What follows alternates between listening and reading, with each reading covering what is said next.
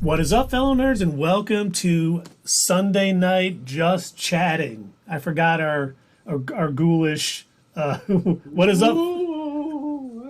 What is up, fellow ghouls? But it's Sunday night. It's Devil's Night. It's the day before Halloween. We got tons to talk about. Tons of news coming out. We got trailers. We got news. We've got the last episode of the House of the Dragon. But before we get started, Dave, Doug, how are you gentlemen doing? I am grand, except for my voice. My voice is just completely gone. I don't know if you can hear it, but I just woke up and it's been dry all day. I'm not sick. It's just dry. So other than that, I watched my Bears lose today, but I can't wait to start speaking about this Andor show and Tales of the Jedi. Amazing show. So without any further ado, hey, Doug, how are you doing? Well, David, Keith, I must say, it is nice to hang out with you two.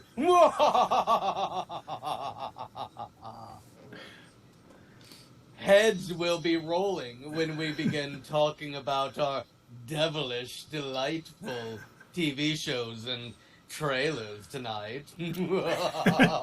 That's really nice to hear. Yes, I am going all in on the Devil's Night joy. And as per usual, gentlemen, I am outstanding. I am, as usual, very happy to be here, hanging out with you two, my two favorite fellow nerds. And I cannot wait to get into it. Yes, I cannot agree with you more, Dave. How amazing Tales of the Jedi was. Can't wait to talk about it. And so without further ado, Keith, sir, how are you? Thank you. I am tremendous. Unlike Dave, my team is not lost yet today. They're playing tonight. And Tundra Walker, to the Bills, most likely. Tundra Walker said, "Orange, you embarrassed to be a Bears fan?" I responded. You didn't see my response. Okay. Tundra Walker. At least the offense. You're amazing. I won't cyberbully you yet, Tundra Walker. He's joining in the puns. It's awesome. That's right. But we do have a ton to talk about outside of sports. We got House of the Dragon finale. We should probably maybe jump into first. I don't know what you nerds are thinking, or ghouls, or geeks. I don't know what we are these days. Let's see. What is ghouls tonight? What's a good pun for like a spooky pun for a nerd? We're not very bright. No. So that has been well documented. Should I go eat the bright colors out of the crayon box? Do you think that'll help? Only if you're a hard charging devil dog. Go with burnt sienna. Okay, looks like I can be the bane of your existence. Okay, It's already off and running in the chat about House of the Dragon. So why don't you start there?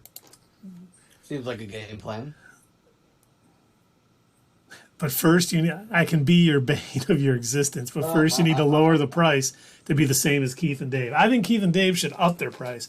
And just so you know, out in the chat, Dave's voice is a little bit off. So unfortunately, you won't be able to cash in any Truman Capotes. So please don't. You can double up next time if you want. Yeah, absolutely.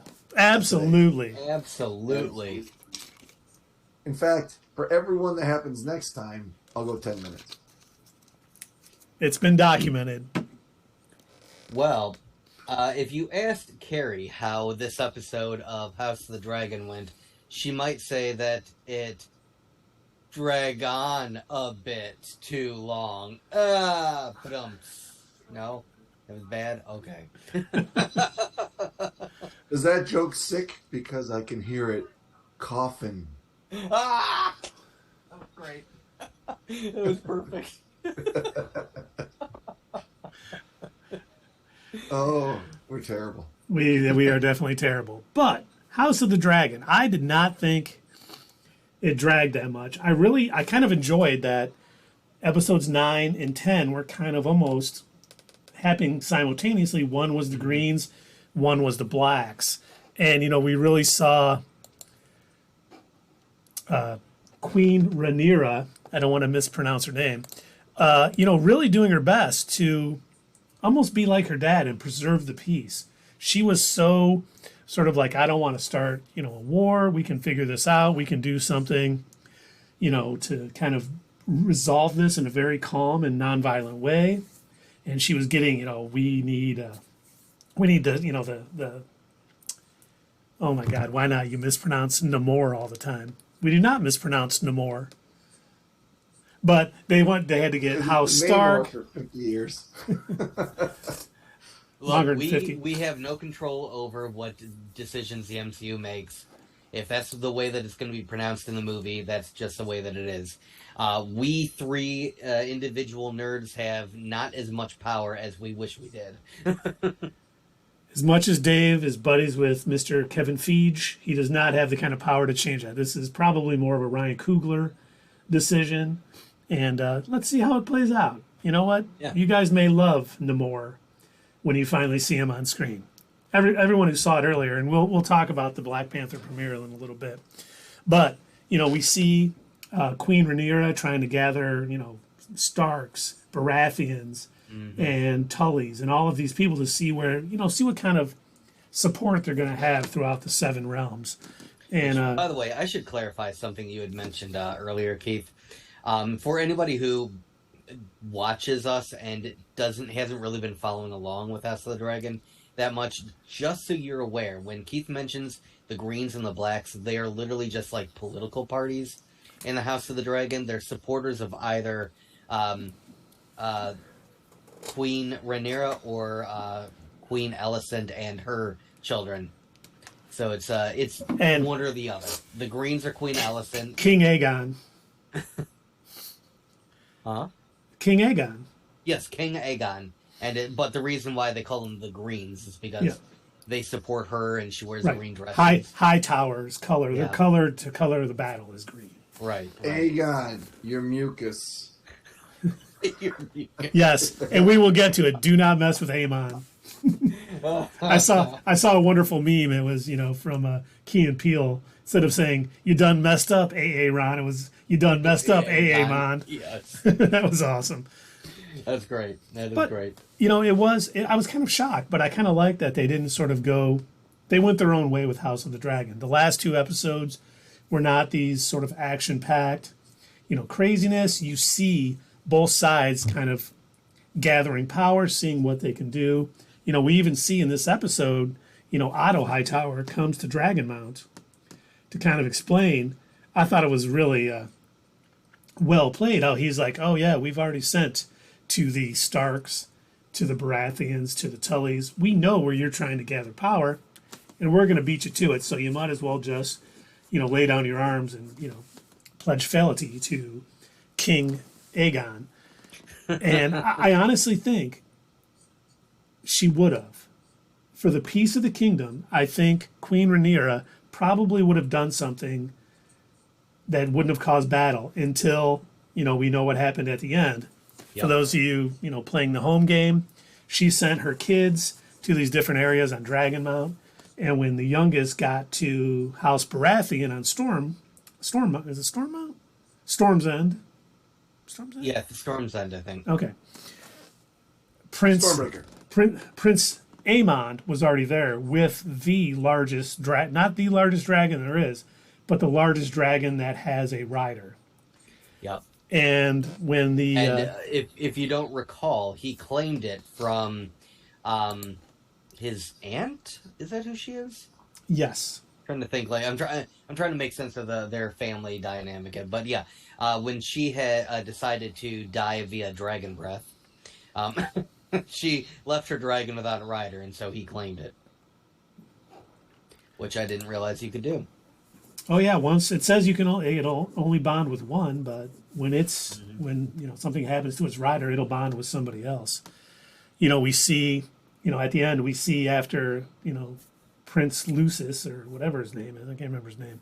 When he leaves, Prince Aemon chases after him on his big dragon. I don't think he intended what happened, but we see they both kind of lose control of their dragons. The young kids with the much smaller dragon, when you see that shot of Aemon's dragon above it, it really showed, it was like a super Star Destroyer showing up It was that much bigger than this little dragon. Yep. And, the little dragon got frightened, and you hear them both like yelling, it's calm, with me, listen to me, take my orders. He, and the one, he had no intention on listening. no, none at all. And the little dragon blew fire at Amon's dragon, and then Amon's dragon was just like, Oh, Dad, I'm hungry. it's over. And just basically came up and chomped him. And that scene at the end where you see Daemon walk into Queen Rhaenyra, you don't hear anything. They're facing the fire, their backs to the thing. And you just see her kind of like turn around with that look. And it's like, okay, there's no bargaining now. This is going to be all out war. That whole scene, much like the scene when the king dropped his crown when he came in to support Rhaenyra a few episodes ago, it was all Matt Smith's idea. Oh, really? He basically said, "This is how we should do this. We'll come in. I'll come in. She'll be standing at the fire, and I'll come up. It'll look like I say something, and then we'll know. There'll be no talking, no." And I thought that scene was just fantastic. And I mean, I've said it before. I was never a big Matt Smith fan, but he's been amazing on this show. And it seems like the things he's ad-libbing and changing within the script have just been phenomenal.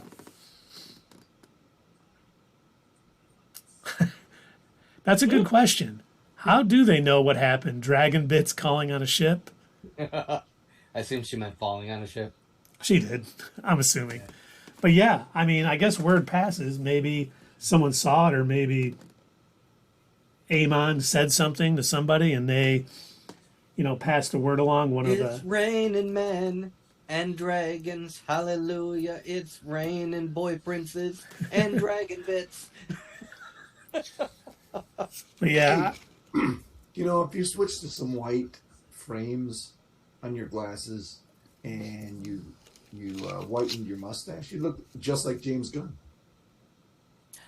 Yeah, you kind of would. So I'm like the evil James Gunn.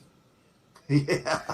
You can dye your beard black and just I'm go that way. I'm the less talented, less intelligent, less creative, evil James More Gunn. You would be yes, if you were evil James Gunn, when they told you that they wanted you to take over DC, you would say, "No, I decline. I believe Zack Snyder should." He still can in 4 years. Oh, that's a good point. Tundra Walker says they sent ravens with messages when he chased them out. That's right. Yeah, that makes sense. Thought he was talking about the Ravens beating Tom Brady the other night. Poor Tom Brady. Loses 2 games in a week after he gets divorced. It's tough for him, Can I say, Second time in his career, he lost 3 in a row. I'd say one of my favorite scenes of that episode was the fact that, and I think I might have mentioned this to Keith or Carrie, I don't remember who. I was talking to one of them about this, about how Lord Baratheon is it fits with everybody else, every other Baratheon that they've shown on Game of Thrones, that he's got all of these competent people around him, and he's all like, "Yeah, nah, I ain't gonna learn how to read. That's for losers and dorks." He's like, "I'm the lord of an entire, plot of land. I've got this huge, great family. Reading? What am I? Please, Suckers. bring that maester over here. What's this letter say?"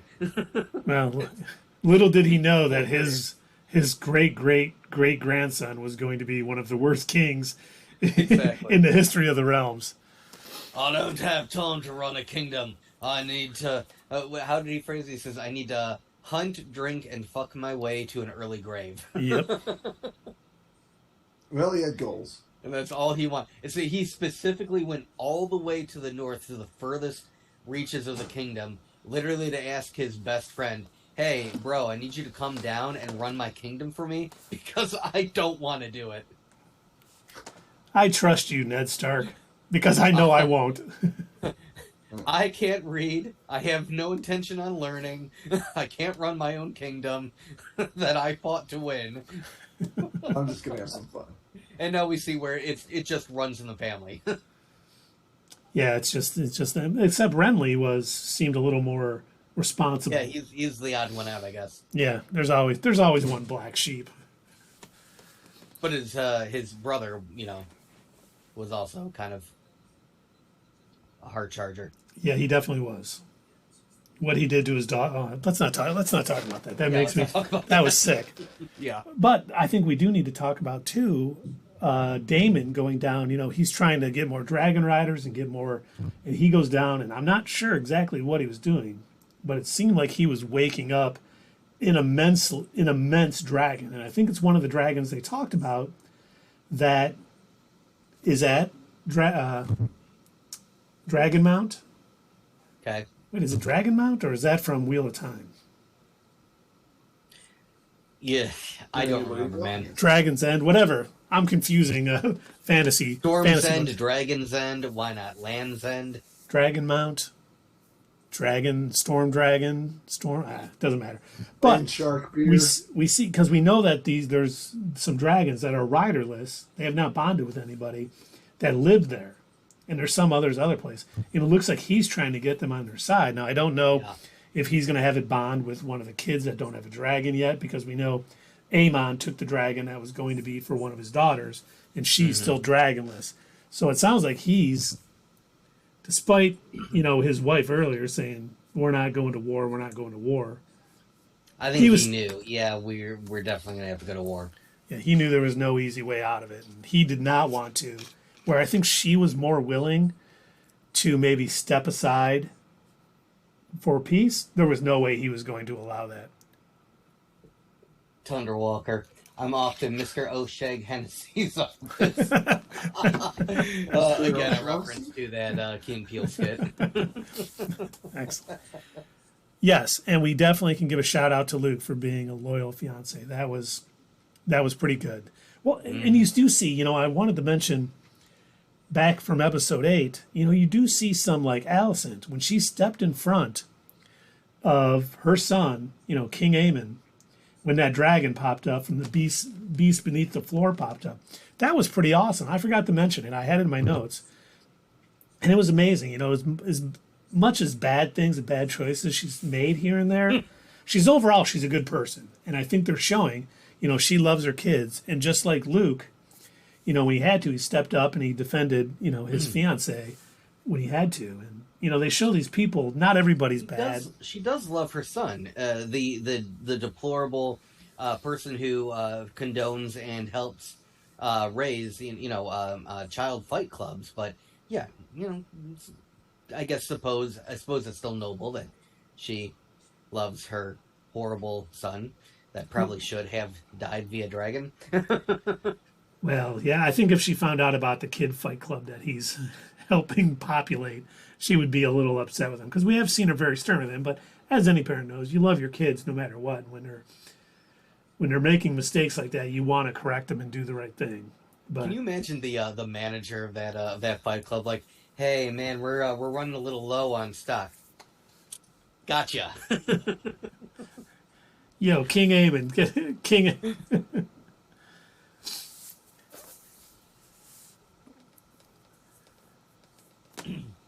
Yes, no. I think Queen Alicent would probably draw a line there too. Yeah. She would still love her son, but she would kick his butt up and down for doing that. That's, she's often saying, you're next in line, you're an heir, you got to behave a certain way. And what Aemon was very much, as he said, I'm the one that studied, I'm the one that trained, I'm doing all the right things. And the heir just goes around basically being a complete shitbird. If we had more people in the chat, I would recommend to you, Keith, that we create a poll. Do you draw the line at loving your kids if they start a child breeding fight club? I would hope that would. A child fight club. I would hope that would be unanimous. That's crossing the line right there. That's okay. Now, son, you are grounded for at least a week. You know better than that. I did not raise you to start child fight clubs and then continue to have kids to fill them and fight in them. But do you think he's actually like doing it to have kids to supply the Fight Club, or he's just No, I just don't think he wants knows to- what else to do with them. wants to. Well, he just going down there, having sex with whores, Yeah, and then when they give birth, put him in the Fight Club. that one looks tough. Yeah, put him in a Fight Club. I'll put my money on that one. He came out normal looking. Yeah. But the sad part is, we did find out that it doesn't look like season 2 of House of the Dragon is coming until 2024. Which, hopefully early 2024, since this is sort of the end of 2022, we will get it, by early 2024. I hope not too late, because, we had to wait for seasons of Game of Thrones for a little over a year, and that was, never fun. We had to wait that long for such a shitty final season. Yeah, that was not good. Not good at all. But any other House of the Dragon comments? Anything you can think of? Once again, what's next for House of the Dragon? I think we can all guess it's going to get pretty nasty between the Greens and the Black, which once again is the Hightowers and King Aegon, the non-conqueror, and then, Queen Rhaenyra and her group. So, man, I really thought we'd get some more action out of this, but, man, when that dragon took out the kid, I was just like, oh, man, I don't want to wait 14 months, to see what's happening next, but obviously we have to. Mm-hmm. Yeah, I agree, Carrie. Definitely a solid season 1, and the casting was tremendous. I was a little worried about all the time jumps they were having but it really made a lot more sense doing the time jumps rather than trying to say that no time really passed. It allowed us to see kind of the kids coming and that, their childhood friendship, and then see their kids being born and the kids where they go and all that other stuff. And I mean, what's his name? Patty, the guy who played King Viserys, was just tremendous. Matt Smith was amazing.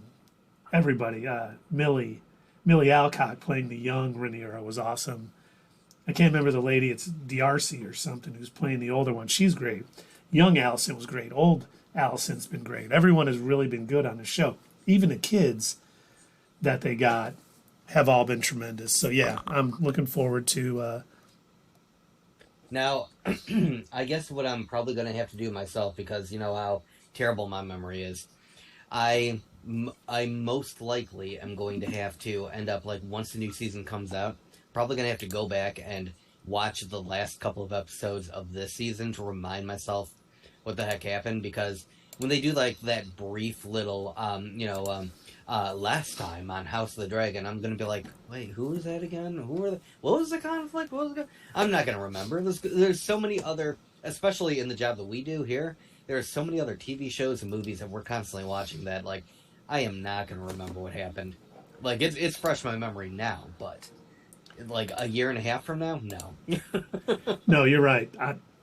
I'll either have to watch it again or someone will put out a nice little, season 1 catch up for, House of the Dragon. But yeah. I can't wait. I'm pretty excited. Well, what should we talk next, gentlemen? Should we go Tales of the Jedi? I think Should we we? do Tales of the Jedi. For the Jedi. Okay, it's unanimous. I think we should do Creepy Tales of the Jedi. Ooh. Oh man, that hurt. Whoa. That's my orc noise. Holy shit. I didn't see any Wookiees on Tales of the Jedi. What were you talking about, Dave? That was an orc noise. You didn't see Wookiees, but did you see Spookies? See, I'm telling you, trying to make a sound there. If we had a cheesy, corny, like sound effect bar, and we could just like make a terrible thunder noise every time I make a bad pun. that could go on YouTube. Oh God. Well, as soon as I get all of the Sammy board and stuff ready, we definitely will. I saw a really cool tool, and I meant to share it in our chat, and I totally forgot. There is a tool that's made by, I think, Black Magic Design, who makes it's either by Blackmagic who makes Da Vinci, or it is the company that makes OBS. I don't remember which one, but it is a physical switchboard that you can plug into your system and connect to OBS, and you can have the buttons aligned to whatever effect you want it to do, including even transitions in OBS. I was like, that is really sweet. They've got like a small one that has 6 buttons, and then a big one that has like 8 buttons, and a larger one with 12. That's kind of what you can do with Lorian board or Sammy board. It's kind of changed its name. You basically set it up so that certain things, like you can even set it up to listen for followers, listen for all of that stuff. It's very powerful, but it's also learning how to set it up is, I need to find the time, but it's also like you look, it's like how to play an audio file, and it's like a 70-minute video of someone talking. Just quit your job, Keith, man. It's not like you need to make money or have a family to raise. I would love to. That would be so nice. But yeah, unfortunately that's not in the works. But hopefully this week is slow at work, so I can kind of, get some stuff done with it, because I already got, the Smallville theme queued up. Unfortunately, it just constantly plays and I can't stop it. So I'm not going to be doing that tonight. Maybe at the end. We'll see how it works. That doesn't bother me, though. I haven't mentioned it in the last couple of weeks, so. So it wasn't a good one to put up there. What sound effects should we have for Rick and Morty? What about their theme song? Come on, Morty. Let's go. Let's go on a real quick adventure. In and out. 5-minute adventure. What, you wanna pour gasoline on me and cover me in spiders? I'm in.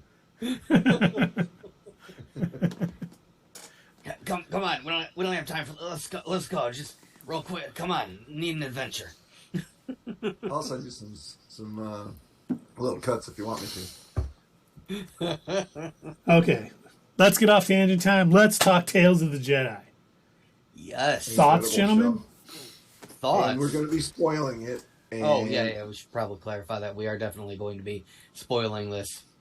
And it won't take long to catch up. It'll only take, like, under 2 hours to watch the entire 6 episodes. So Easily. But, this I watched them all at once, and it was like, I don't know, towards the end there, towards that end of that last one, I got a little choked up. I was like, this is what I've missed. This is a great show. I love how it dove and made Dooku more human. Yeah. Go ahead. One of the things that always bothered me about the prequels was the fact that Dooku seemed to come out of nowhere. Like, I mean, I understand that they did like a big time jump between Phantom Menace. Thank you. Oh my god, why could I not remember that name? Between Phantom Menace and not Clone War, Attack of the Clones. Attack of the Clones. Yes. Mm-hmm. Between Phantom Menace and Attack of the Clones, there was like a big time jump, and like Anakin grows up, we're to understand that he's gone through Jedi training. Obi-Wan is older now, and he's a master. Things have gotten even worse to the point that there's this whole separatist confederacy of systems, and they're led by this Count Dooku who used to be a Jedi. We don't know who the hell this dude is. Like, they never mentioned him in Phantom Menace, and I don't know if using him or him being part of the story was in George's like original script, if that was what he wanted to do, because he didn't seem very attached to Darth Maul, and I think he was surprised that people liked him so much. And so when he was like, "Oh, wait, so you're telling me that I should have like another Sith Lord?" Wow, I didn't think people cared. Like, he was just supposed to be a bad guy. Here he goes. Now he's dead. No big deal. He's just there to kill Qui-Gon. Yeah.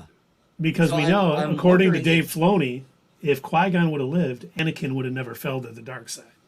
I'm almost wondering if George wanted to originally focus. I'd have to go back and I know there's posts online. I know there's interviews, but I almost wonder if he wanted more of the focus to be heavily on Anakin and more about him, falling to the dark side rather than having this conspiracy with the Sith or anything, which I think may have originally just been a background thing and not supposed to be in the forefront the way it kind of became.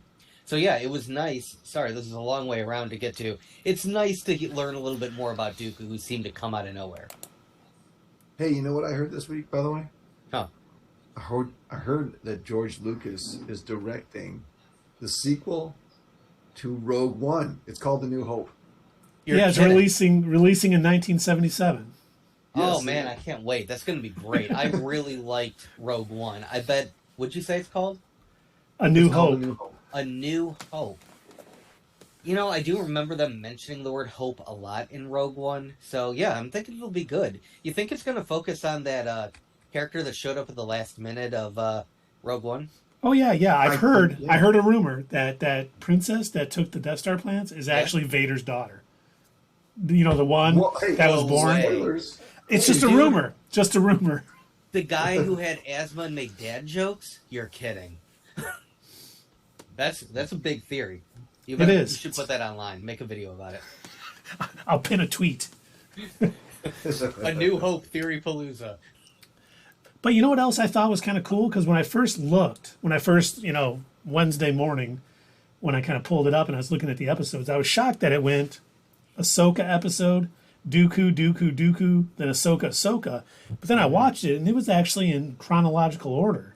And I was like, that is really cool. I thought that was a nice touch. Instead of lumping them all together, you just kind of get, additional filler for these characters. Not that Ahsoka needs it. Ahsoka is still the most fleshed out character in all of Star Wars. But we did get a little bit more about her. And, I love the scene, the final one, Dave was talking about when she's just trying to get by, she's helping these people out, and that kid turns her in, and the Inquisitor shows up. It was like, at that point, it's like, okay, I can't get away from these people. I have to. I would assume that is when she's like, I got to be Fulcrum. I've got to talk to Bail Organa again, as we know. Yep. She talked, and I've got to be a part of the rebellion. I can't be on the sidelines. This is going to get, much worse, and I need to be a part of it. I need to do the right thing. Now, I you like two gentlemen. like the kid apologized for turning her in, and she's like, just didn't even hesitate. She's like, yeah, it's okay, it's okay. She was really chill about it. Yeah. Now And imagine just if that had take been this guy Anakin. out, and then she does. She took him out without even having a lightsaber of her own, and that's because obviously because Anakin trained her so hard, and she's the antithesis. I don't know if I've said this before, but she has the same kind of story as Darth Vader, but she went to the light side. She didn't go to the dark side, But other than that, the Star Wars story is her story, Yeah. And the one she's thing, really, like you said, she's the most fleshed out character. She's She is. pretty amazing. the one thing that the Ahsoka book talked about, I mean, this kind of broke a little bit from the Ahsoka book, but the one thing that happened when after she defeated the Inquisitor on that planet, she took the red kyber crystals and healed them. And that's how she got her white lightsabers that we see post Revenge of the Sith. And I thought that would have been a nice little touch, too, for a little Tales of the Jedi, To show that. type thing. Yeah. But maybe That would have been nice to see. She saved the kyber crystals. Because I did think it was unusual in the new final season that we watched in 2020 when Anakin handed her a new set of lightsabers. I was like, is that how she got them? And then when they showed her leaving them behind at the rack, I was like, oh, okay, all right, that makes more sense. Well, then we've got, what Dave talked about how hard Anakin trained her. We see that, God, when we find out that... I loved that. When I we loved that episode so much because it showed from when she was younger all the way until she was basically an adult. It basically showed how she was able, when Order 66 hit, how she was able to basically save her and Rex from all of those, clone troopers. And I was like, damn, I didn't know I needed that scene, but damn. That just added, it's a lot like the Siege of Mandalore, how much it added to Revenge of the Sith and made it a better movie. This makes it even adds more to that whole thing with Rex and her on the ship and getting out. And I didn't think the Tales of the Jedi was going to be this good, especially when they're like, oh, they're shorts. And I was like, is this going to be a money grab? Are they just throwing something out there to have something to release on Disney Plus? But I think Dave Filoni has proven that if he's going to take the time to make something, he's going to make it good. Yeah, he has deep stories. Like, even if he he didn't address these stories until now. And when did the Clone Wars end? When did that series The end? original run? Well, yeah, the original one, not before this last season, but I want to say it was in 2017, 2016, or 2017. Because I so remember he had the ideas back then about doing first this. final season Netflix did. Right. Yep. There was a bonus season that only Netflix had. Mm-hmm. Yeah, and what I'm saying is he had to have these ideas back then. Oh, I'm there's sure. No way it was so complete now that he just stuck it in there and it just fit perfectly. You know what I mean? He has deep stories. Well, I'm sure he's hear got a about lot it. going on in his head for Ezra. You hear about it constantly, yeah. Like he's had all this stuff in mind for Cad Bane. He had this big shootout planned that was supposed to go between Cad Bane and Boba Fett, and Well, that was a scene that was supposed to be in the Clone Wars that never got finished. Yeah. right. So you can see the sort of art without any of the effects in it. That scene had been released at one point after it got canceled.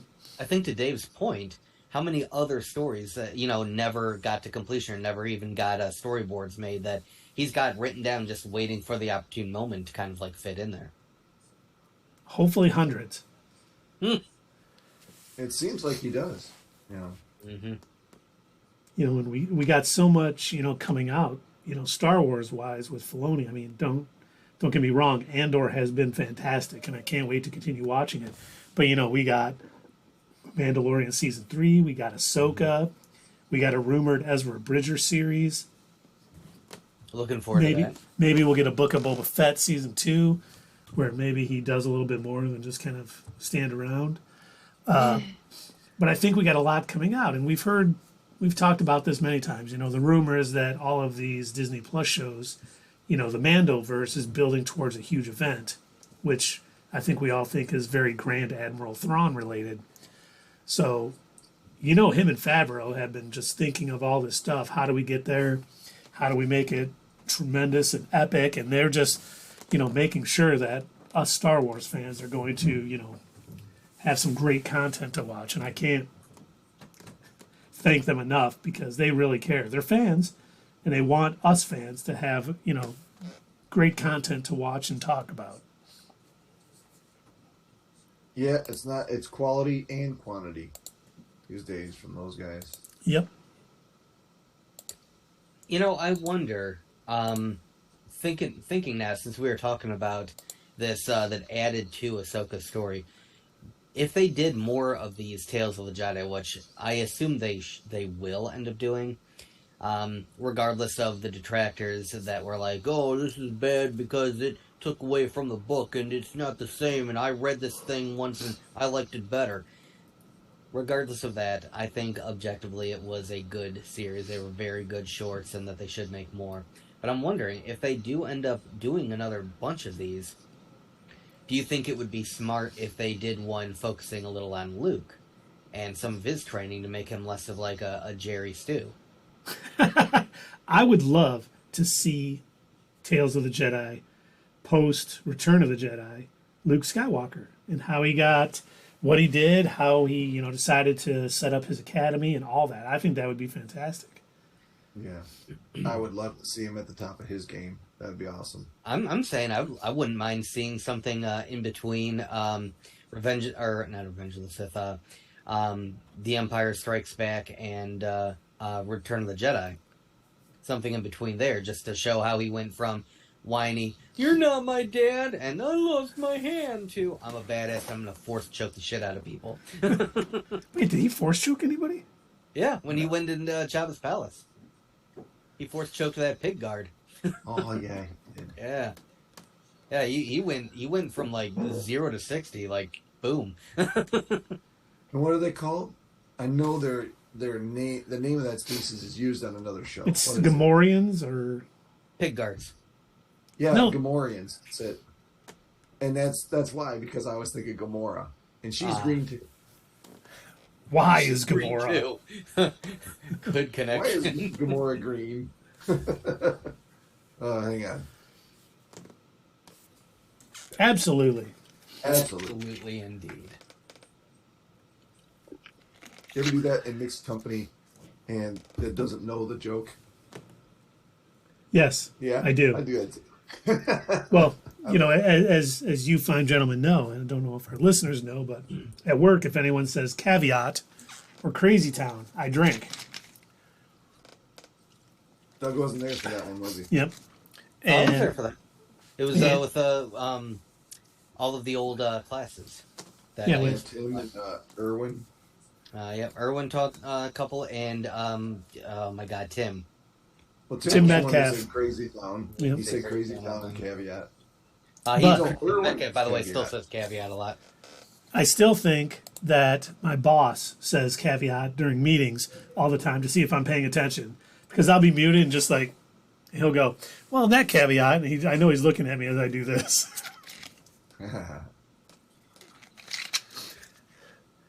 But anything more on Tales of the Jedi? I mean, I would love, What's next?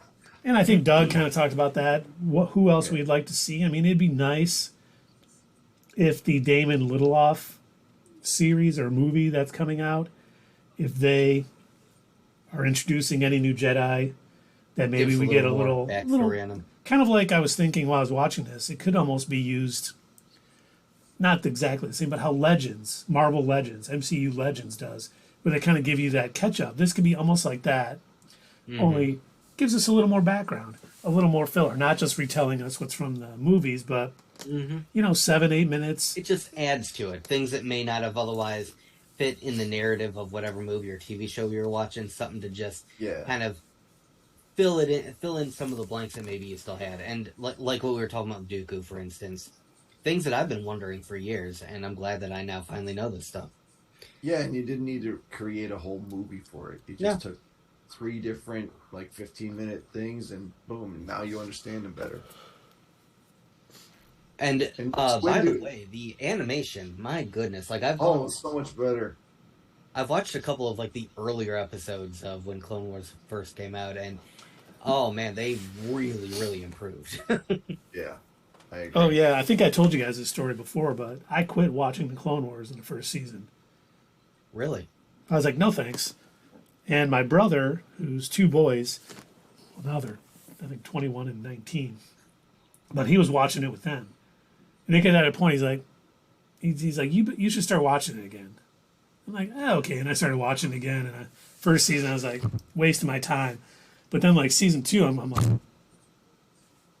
And then when you get to the part with, like, Maul and Savage Opress against, you know, Darth Sidious and stuff, it was just amazing. And it was kind of like... And I know you're not a fan of Rebels, Doug, but that first season of Rebels, while it was good, it was okay, it really started picking up in season 2. I think that's like Filoni's style for some reason. It's like kind of ease everybody Stutters in a the bit, first and then season. it starts to pick up. Yeah, and he just does a Yeah. great job with that. You can name a million shows that does that with. You know, even Smallville starts off that way. Oh, I did it! I did it! Ah, so 47 minutes in. Even Smallville, the first season is like compared to the rest of them is not that good. You know, it's just the starting point. So- Make sure you're paying attention. So was the Mandalorian the odd one out then? I think so. Because That to was me, good that first started season. off amazing from the first episode. It did. I was just like edge of my seat, like, oh my god, this is the best thing I've ever seen. And I remember when we went to our warehouse studio to film our review and reaction and everything, and we had decided we should watch it again just to prepare. And I'm like, yes, we should definitely watch that amazing piece of cinematic art framed as a TV show again, because it was just that good. And oh my god, from beginning to the end with that music that they create, oh, God, it's so great. I gush over that show all the time. Yeah, it's a tangent. I'm sorry. Well, I love The Mandalorian. It's such a good series. No, you're preaching to the choir, man. Like last year before the Book of Boba Fett, I rewatched both seasons, Hmm. and I did too. I just can't say enough great things about it. Every little thing that show does just seems perfect in its storytelling and You the know what I character find and everything funny else. about that series is Jokes. there are people who are not like big Star Wars fans that discovered this series. And I don't know if it was because of the talk of this little dude, and it's like, oh my god, you've got to check this out because it's got a cute little green baby in it or whatever. But so many people who were not big Star Wars fans before went and watched The Mandalorian and are now Star Wars fans because they're like, that's what this series is about? This is great. mhm. And then you hear them Speaking of watching, little yeah, green I people, watched The Mandalorian season 1 and 2. I watched the Book of Boba Fett. I went back and I watched the animated stuff. And it's like, yeah, you didn't realize what you were missing, did you? and speaking of little green people, I didn't like the way Yaddle met her in. That kind of sucked. I mean, I didn't like it in a way that, like, I didn't. I'm not saying I didn't like it on the show. I mean, it had to happen, but it just sucks. It did. You get to see Yaddle a little bit, and then Oh, Yaddle. We forgot to talk about Yaddle and the big reveal. Yes, that Yoda has a speech impediment. Yes. Yoda's a weirdo. Yoda Yoda rode the talks short like bus. a goofball, and here everybody is thinking that the entire Yoda species must talk like that. Nope. So when As Grogu far as we grows up, know, I assume as he'll far as talk we know, normal there's too. only 3 of them in the galaxy. So we can't wait to hear what Grogu has to say. Oh, or maybe, yeah, I was going to say, maybe Grogu speaks the same way as Yoda, and it's Yaddle who has a speech impediment for their species. Oh, jeez. He should come out and start like talking like Morgan Freeman. Harry says, "Wish I could show you guys the X-wing and costumes my mom made for the boys." Really? Oh, that would be so cool. You've got to send us a picture. Yeah, we need to see that. I look as a Star Wars nerd, I love those Star Wars costumes. Yeah. Of course, my son is going as Iron Man tomorrow. My daughter is not trick or treating. Really? Is she at that age where she thinks she's too old for it, or? Yep, it's for Well, kids.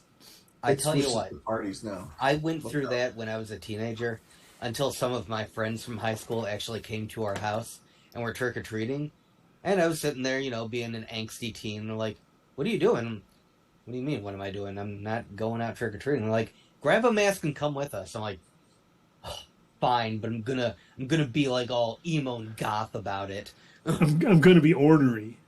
Yeah. And so I grabbed a scream mask out of my closet and then and a pillowcase and I think I was just wearing jeans and a t-shirt and a scream mask and went door to door collecting candy and it was fun just hanging out with my friends and I'm like, oh, this is okay. I didn't need to sit with my arms crossed. Here's your stupid candy. Trick or treating's for babies. Nice costumes, babies. Right. Was that? I think I trick or treated until I was like 18. Yeah, I got a lot of candy, man. That's all I'm saying. A lot of candy. Well, we have a few more things to talk about today. Should we maybe talk about the Ant-Man and the Wasp Quantumania teaser trailer? Oh yeah. Yeah. Because that was a nice little treat. That kind of popped up. Let's go to trailer reaction. Make sure. You know what's While you're getting that set up, I saw this really cool thing on YouTube about it. There's this channel called Not Your Status Quo, and they did a reaction video about the Ant-Man and the Wasp trailer. Oh, I saw that. I think it was the evil James Gunn You Who know was what? I think you're right. I think you're reacted right. to it. But yeah, Yeah, you all should check it out. It's pretty decent. It's not too bad. It's not the worst thing on YouTube. God, I hope not.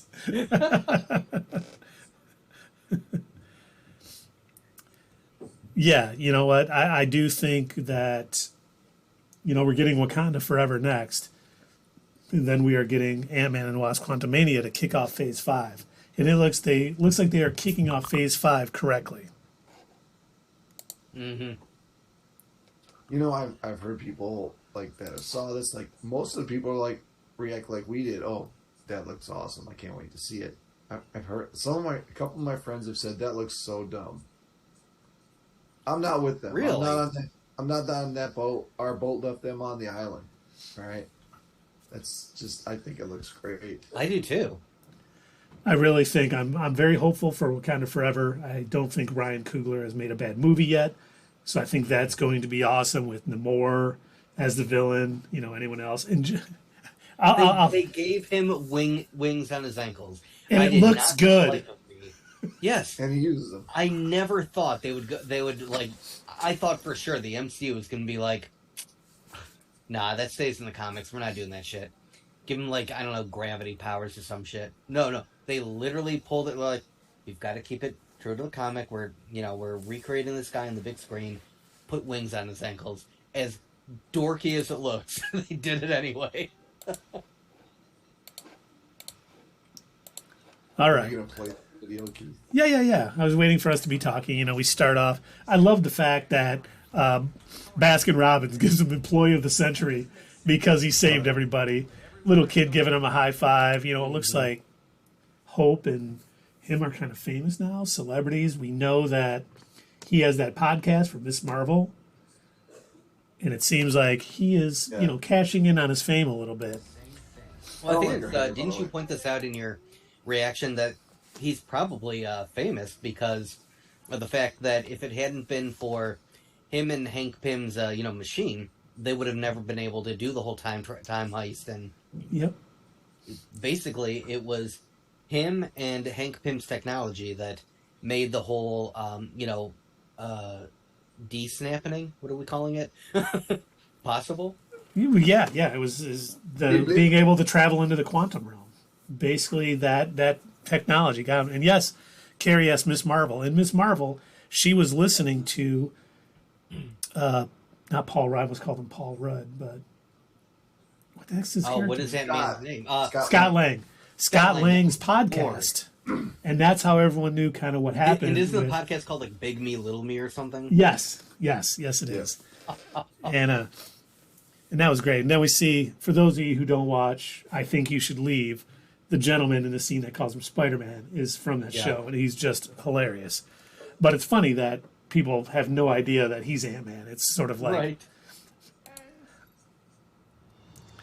People still need help, Dad. You know, we see the house again. Now, I have a theory on this with her little quantum thing that she built.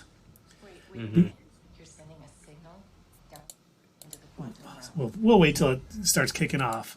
Okay. But, so, Cassie Lang was never that huge of a scientist in the comics. But you know who was that she hung out with? Who? Iron Lad. Oh, okay. Think about Another Kang variant. What if another Kang variant sort of helped build this, knowing it was going to send them into the quantum realm to free a future Kang. Yeah, but I thought Iron Lad was a good Kang variant. He was, but he could still, or actually, that's a better thought is that future Kang sort of puts that in his memory to build this because he needs Pym particles to get out. Yep. So we could see Iron Lad, while not wanting to help Kangs, unwittingly help them. Do we have any idea how he got there to begin with? No.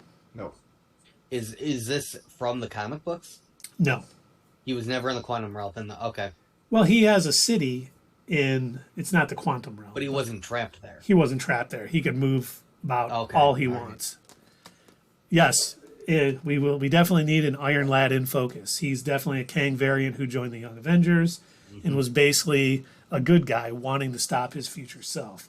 But there's been so much Kang. You know, you have like one story where there's a Kang Prime who's in the future who's manipulating all of them, all Immortus, all of them. But it'll be interesting to see how they go and how he did get trapped.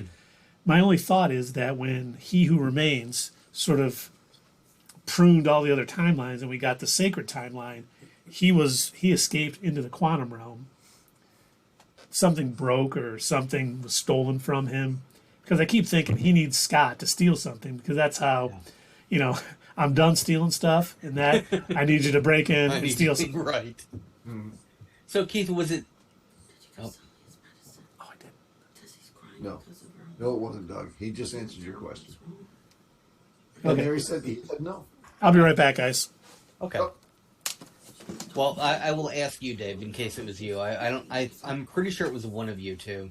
Either that or I read it online and my memory is just, it's the dementia taking over. But I thought one of you told me about a Kang variant that thought he was doing good and traveled all the way back to ancient Egypt and accidentally set off a whole bunch of terrible things to happen and these evil Kangs to take over without realizing that that's what he was doing. Wasn't me. Okay. Vinky. And so, yeah, it sounds like what Keith was talking about, like there's kind of a healthy mix between good Kangs and evil Kangs, and some of them are trying to do good and save the multiverse from their evil variants or whatever. Yeah. I mean, if there's Iron Land, he always hated the Kang Prime. Mm-hmm.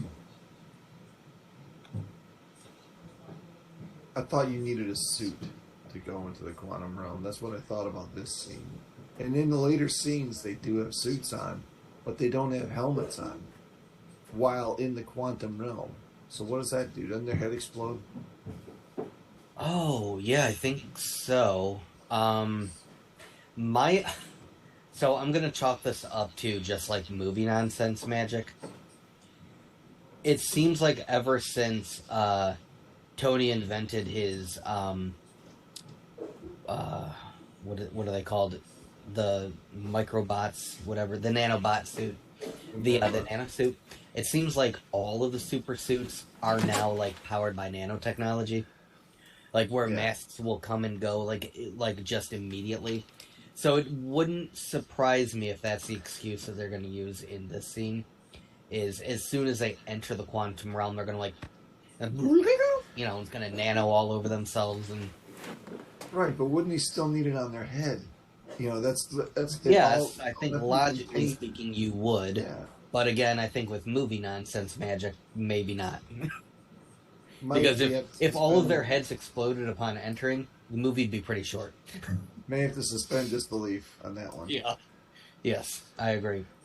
And they may not need helmets in the quantum realm, but they may put them on. Did. What's her name? Did his mom and that's her mom? Her Hope's mom. Janet.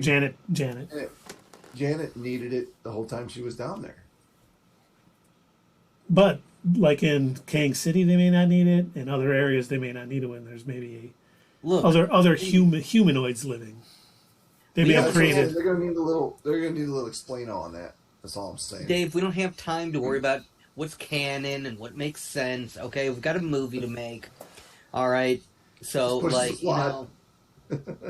you just need to go with it, man. Just chill out, bro. You're gonna ruin it for everyone. The Tesseract is an Infinity Stone now. All right, so it's not an Infinity. It has an Infinity Stone inside of it. But let's continue. Sorry about that little break, gentlemen. We see it sucking everybody in. I definitely wonder if this is somehow something he choreographed to get him in there to help him in some way. Either through... Sure. I guess I'm wondering, why did they feel they needed to build a beacon in the first place? What made them want all the health benefits? I would imagine because of all the health benefits that are in the quantum realm. Oh. Well, for Ghost. Okay, so they don't have helmets on right now. Their heads aren't exploding. Right. See, they got to explain that. I don't know how you can have a suit on everywhere else and not have it on your head to contain... Well, maybe you need it for long exposure. Your shrinkage. Anyway, what? Maybe you need it for long exposure. She didn't necessarily need it right when she went in, but if you're in there too long, you do need helmets. But yeah, she's asking, because we do see her suit later. We see her stature or stinger suit, whatever they're going to call her in the MCU. Mm-hmm. Big girl. Now, this is a different actress from Endgame, right? This is, yes. This is not the same. Oh, and Carrie said that's Danny's fear that the science will frustrate him. Well, let's hope not, but it could. They sometimes will gloss over the science just to tell the story they want to tell. But, you know, we see Cassie asking, where are we? She's never been in the quantum realm. Of course, she probably could have figured that out, knowing they were sending the beacon to the quantum realm, just kind of sucked a bunch of people in. But maybe she's just where are we? We're at Baskin Robbins, okay? Just come on. Yeah. They All got- ice cream you want. They got 32 flavors now, so come on, pick one. Look, they have an M&M store. You know, and it does seem like they were kind of split up a little bit because we see Cassie and Scott together, and then we see these guys, like some Denzins, some peoples of the quantum realm who maybe are Peoples. working against Kang. Maybe they're going to join forces, you know, with Like Ant-Man Mario and Van all. Peebles. Yeah, like Mario Van Peebles. Yes, exactly. Nice 80s reference. Now, a lot of these look like unusual creatures. Like, I don't know if that's just like the normal denizens that live here in the quantum realm, or the one that looked like he had light, you know, forming as his head. He almost looked like he was constructed more than a living being. So He I looked like a I robot wonder, of some sort. did Kang build some of these creatures to like? He may have, and they may have turned against him because they're not living in his city. We see his armies and his ships a little later on, so Yeah. you know, then we see Hope. She definitely has her mask on. See? Yeah. We I mean, see, yes. and see, I wonder. You know, we saw that sort of. Now, no mask, but they have goggles. Now, Well, she's there with her hair out. She didn't have any goggles on. is that Janet Van Dyne? And could this be Kang coming into the quantum realm at the end of the multiversal war? When he gets and trapped so this there? is maybe the first time that she had met him or whatever while she was there. Yes. Because I think it's pretty evident that she knows who Kang is, because when she's like, there's something I didn't tell you. Come on. She's like, you've had a lot of time. You probably should have mentioned that. Yeah. But at first I thought this might be them coming into the quantum realm. But that looks like Janet to me. So I think this may be a flashback to when Kang first came to the quantum realm, whenever that may be. I assume at the end of the multiversal war, because obviously time works a little different in there. Then we see him riding some Stingray.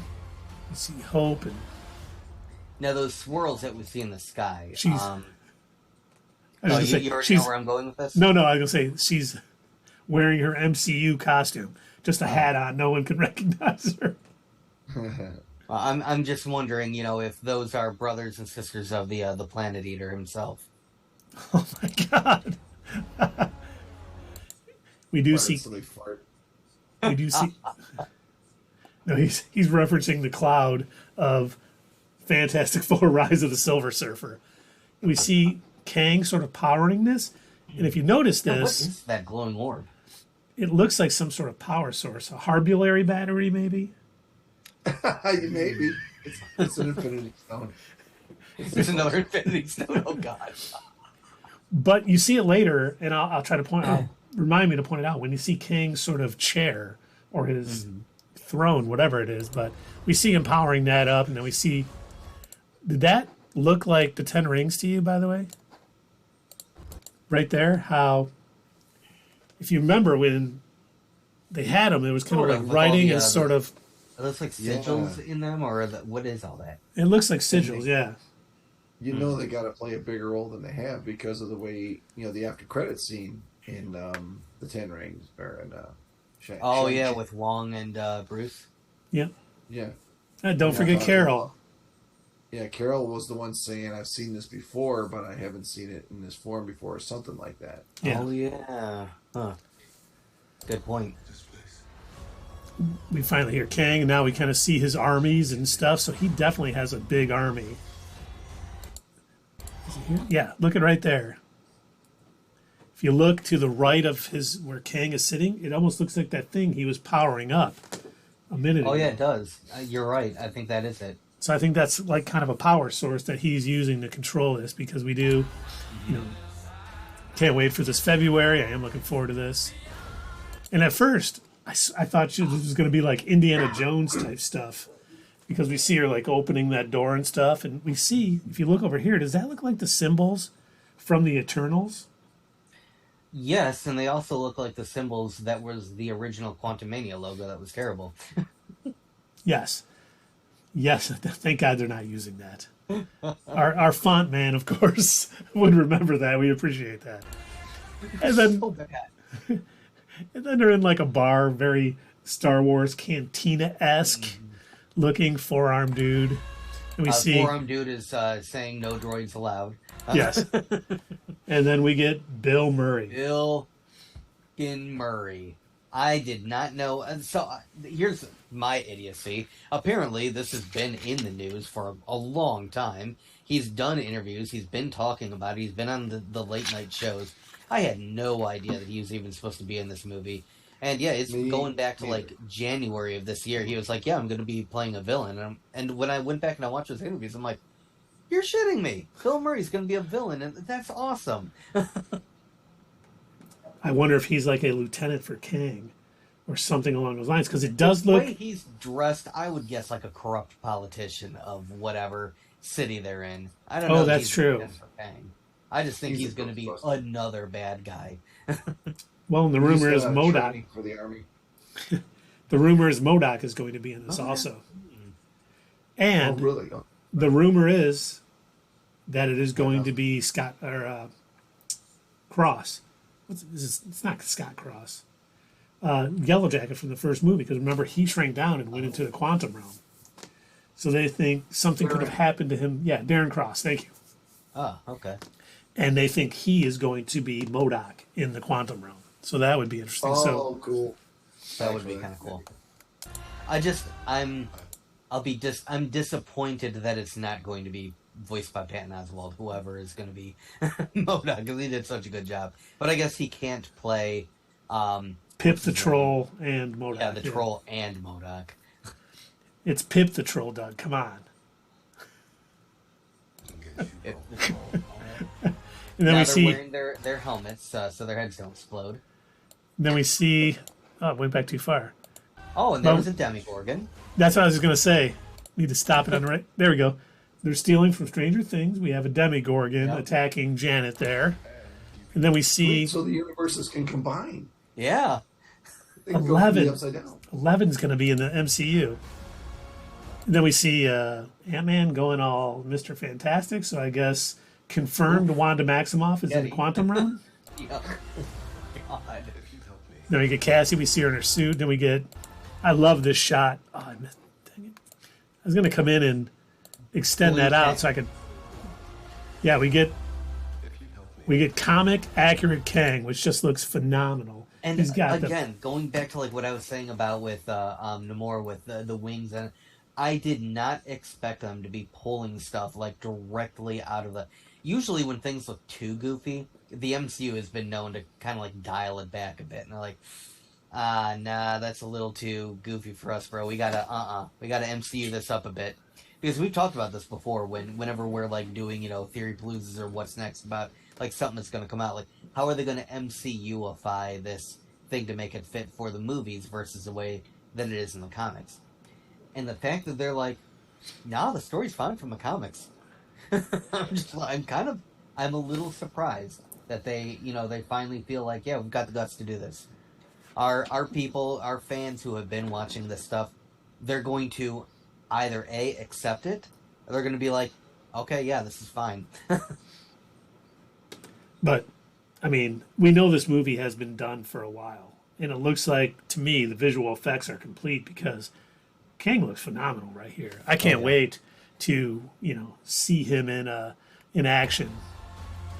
And we see the three there. I love it how they sort of put a little more yellow in Hope's suit. Kind of so it almost looks like they stand out a little better. So you can tell Ant-Man has the red and black, Stinger or Stature has the purple and black, and then the Wasp has the yellow and black. I thought that was a nice touch. But yes, internet, she's got boob armor. Get over it. They won't. And I honestly thought when I saw this pop up, I was like, oh, we get that scene that they had at the SSDC footage where he's like, I'm an Avenger. He's like, oh, you're an Avenger? Have I killed you before?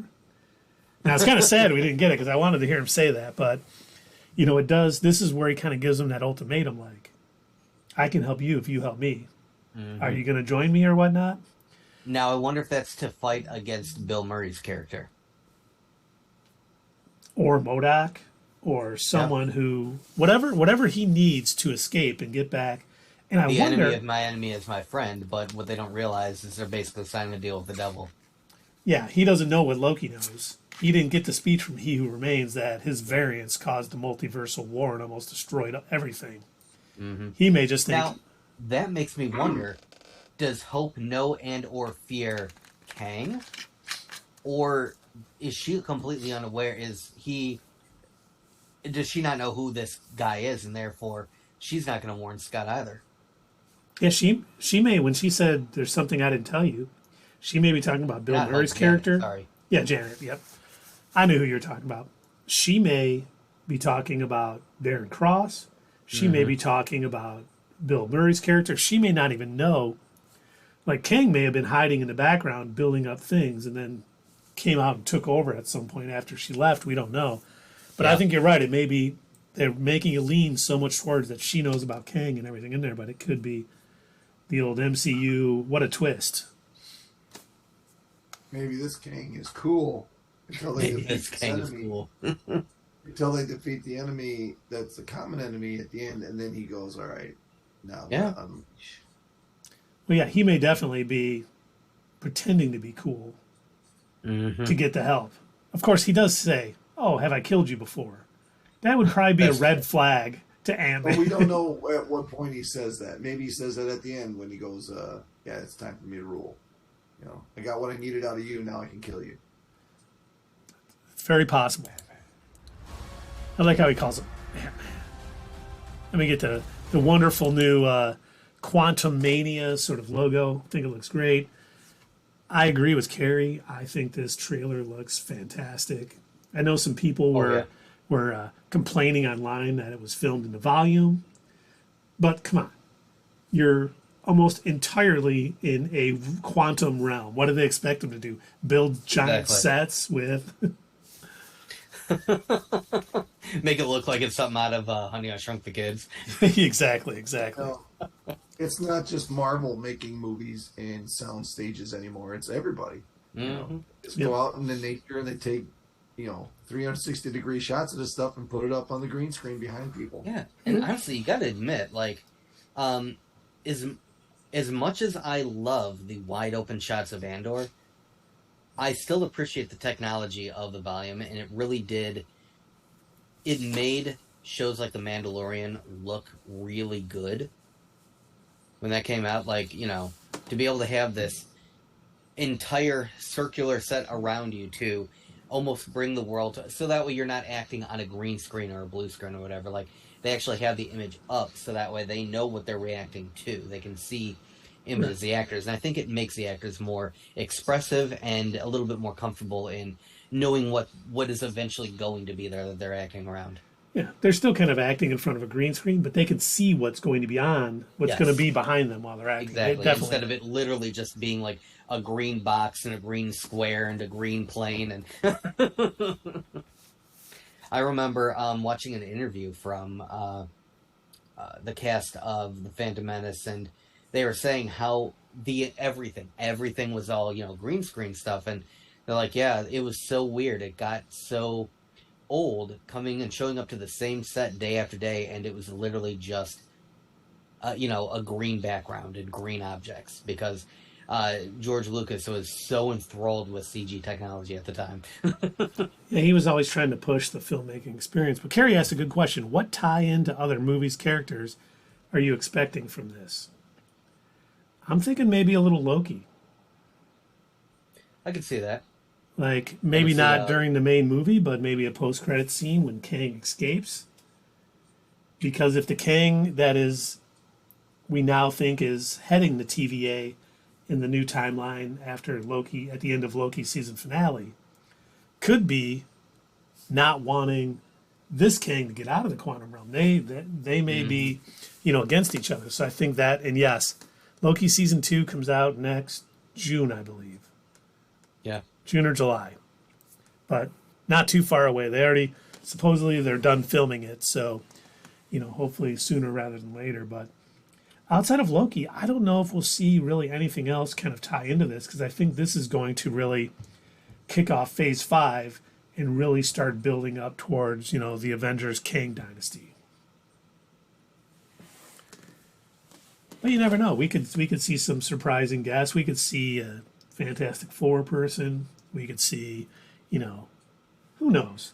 But I'm going to guess, as far as what it ties into, I think it's going to, even though they haven't really talked about it much, I think it's going to tie into whatever Young Avengers thing they have planned.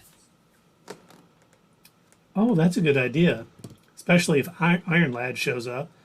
Maybe it wasn't. Maybe it was Riri Williams helping her with the quantum thing. Or, maybe we'll see a Kate Bishop cameo. Because there was rumors that, I can't think of the actress's name, Haley Stanfield, was on the set of Ant-Man and the Wasp, Quantumania. First you lie to us, and then tell us her name like 1 second later. I remembered it. I was like, as I was saying, I don't remember the actress's name. I remembered it. I do that too much. Yeah, Kate would be fun. I think, I think we may even get one of those Phase 6 announcements being something along the lines of Young Avengers. Mm-hmm. But it's funny. There was a rumor that kind of circulated today, came out of Murphy's Multiverse, and they were talking. They do a really good job about, hey, this is what we think, this is what we heard is coming. We don't know how good the source is, and when they say, like, he was one of the first ones to say, Tobey Maguire and Andrew Garfield are in Spider-Man: No Way Home, and he was like, I know for sure they're in it, and they were. He tends to be a pretty straight shooter, but he heard that the plot for Agatha, Coven of Chaos, is the Children Crusade, the Avengers: The Children Crusade. For those of you that don't know the plot for that, I'll fill you in real quick. Billy, the magic-using kid, kind of starts losing control of his power a little bit, and Wanda has been gone for some time, so they look for Wanda to help Billy with his powers. So he's real again. He is, well, as real as a conjured up kid can be, but I mean, she used her chaos magic to kind of create this person, whether it pulled it in from another, multiverse or whatever. Mm-hmm. So the rumor is this kid's going to start coming into his power and not really be able to control it. And Agatha is going to help him find his mom, who I think we all know isn't dead yet. And that's why I think it's funny because, Wanda, can't think of the actress's name, Lizzie. Elizabeth Olsen. Yes, Elizabeth Olsen keeps saying, I don't know what plans they have, if any, for the Scarlet Witch. I think she knows, and I think it's going to come up next in that Agatha crossover, which we could see Billy as part of the Young Avengers and Ant-Man and the Wasp Quantumania, and then lead into him coming into his power more so in the Agatha show. Keith, would you say that you're dying to see her? Yeah, I haven't seen Lizzie in a while. It'd be nice to see her. It's always a good time. And yes, that is pretty chaotic. I hope. It's been a while since I've read the Children's Crusade, but it was pretty good 8 issues or 10 issue little run, and I'm gonna have to reread it. I am just hoping. If you want to see Lizzie again, I'd say I'm rotting for you. That was good. You're rotting for us.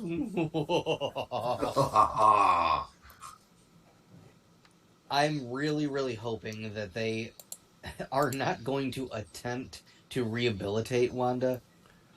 I think she went too far, and I don't know that there's anything really coming back from that. She killed a lot of people. I don't care that she was possessed by the Darkhold.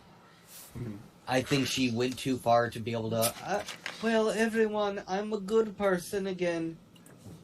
Well, I mean, what about the entire town that you enslaved? They have no idea what I sacrificed.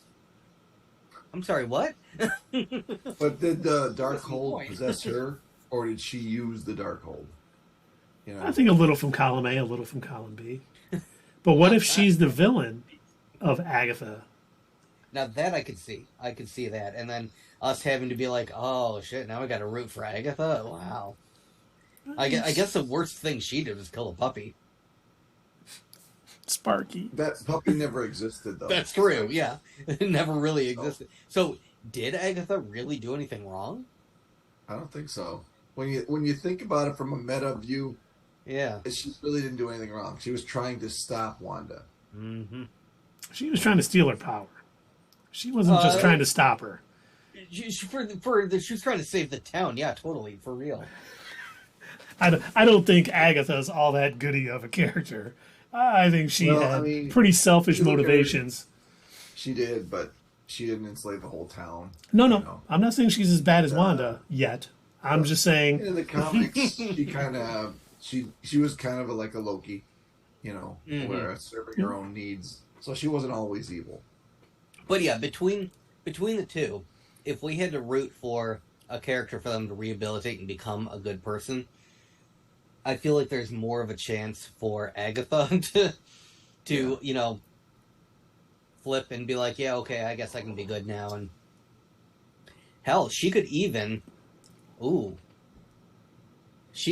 be recruited into the Thunderbolts as their magic user. Oh, she definitely could.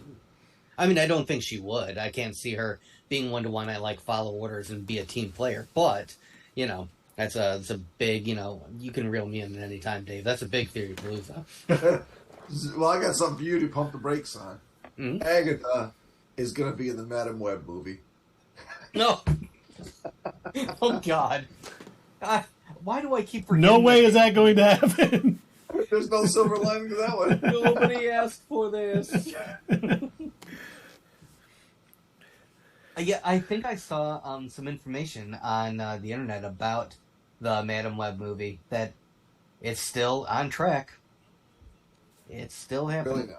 It is, yep. Sony's pushing it through. But Okay, Sony. we got 2 MCU trailers in 2 days this week. Should we take a look at the second one? I think we should. And it's our wonderful special presentation. And, we had heard rumors before. I just saw on the calendar that right now on Earth it's almost Christmas They do. time. They We make don't have this time for very, trivialities like it Christmas. feels, But Peter's so sad about Gamora being gone. and I just love the fact that they're kind of like, we gotta help Maybe Peter if Quill. we He could lost give her Gamora. their really wonderful Yada, yada, Christmas yada. gift. And there was a rumor It would make that him there was happy. going to be a Drax and Gamora side project. Because it definitely seems like Drax and Gamora. Something they could special he will spot never here on forget. the poster. What about You see him a lot someone here. special? Or Drax and We're looking for the And I legendary love this scene. Kevin This one Bacon. cracks We're me up. looking for the... Where he's like, your voice is mousy, and he probably didn't hear you. He's always Are you so famous negative. Kevin Bacon. And just so you know, a while ago when we were all debating what character was going to be introduced that is James Gunn's favorite MCU character, he has confirmed that it's Kevin Bacon. Yep. The legendary Kevin Bacon. Just said that, Drax. How long Your was voice is this small and special? mousy. I think maybe he didn't hear you. We don't know. I'm assuming it's going to be about the same length as, You're coming with us. the Werewolf by That's a Night one, Christmas but present. who knows? And I think I'm Groot. Drax, Nebula, Kraglin, Cosmo. They've got the dog. And can you believe Groot is all grown up now? yeah, Alpha Groot. He wasn't an adult Groot in Thor: Love and Thunder. No, he was still. So I wonder how much time has passed since then and now. I'm looking forward to seeing the timeline when they kind of Yeah. release what kind of time frame it is, because there's definitely been a good amount of time.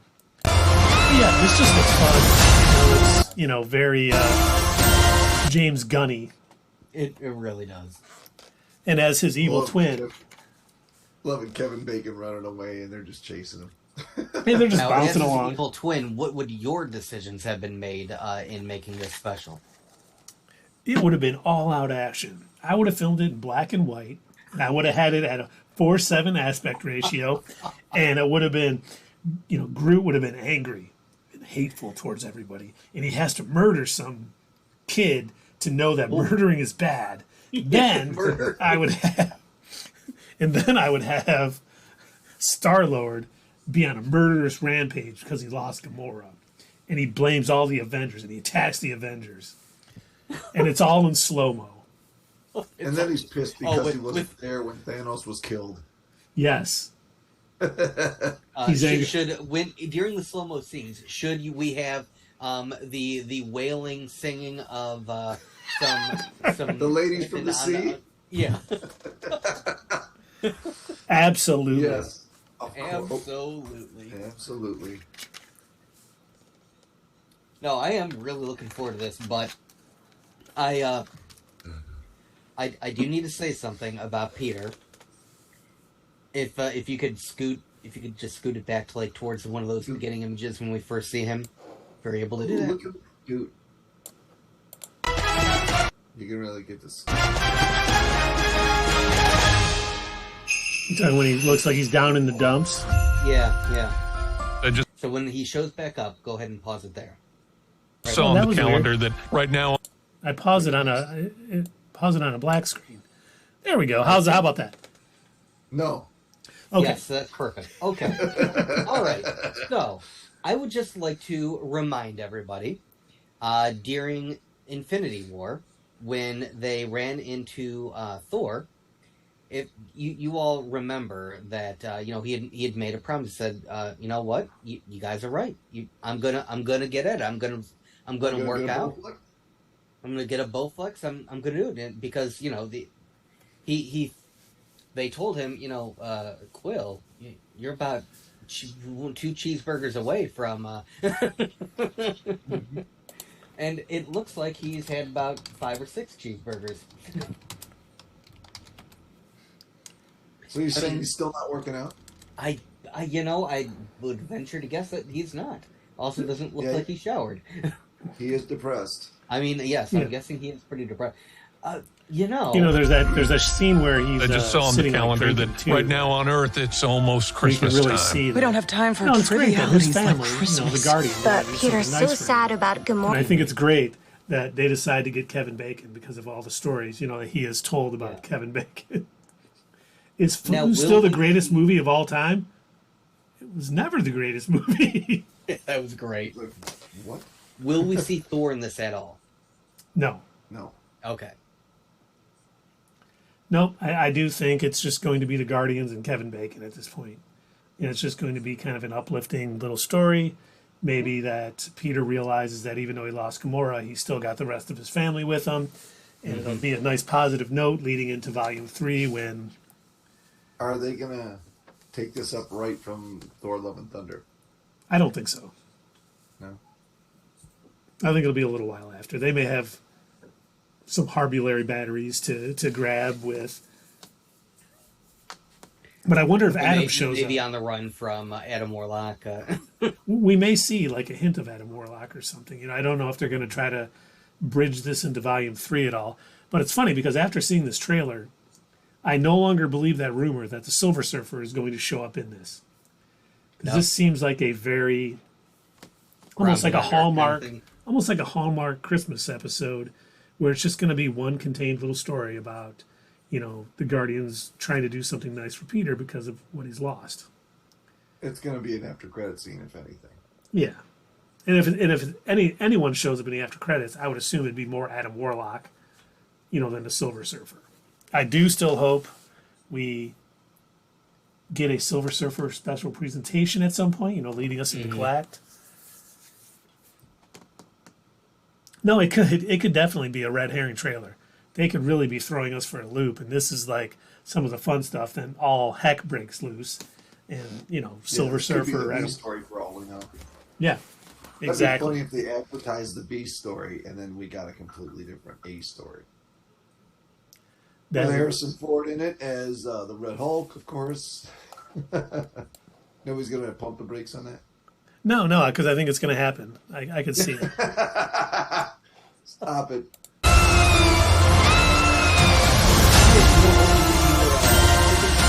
And I didn't notice this before when I watched the trailer, but that looked like an older Groot body, but a young Groot face. So he must still be in a transitional phase. I bet he is. Early 20s, late teens. Early Yeah. 20s. He's really into Bitcoin now, and He He wants vapes. to make sure you start using the WhatsApp application, because it encrypts your text messages.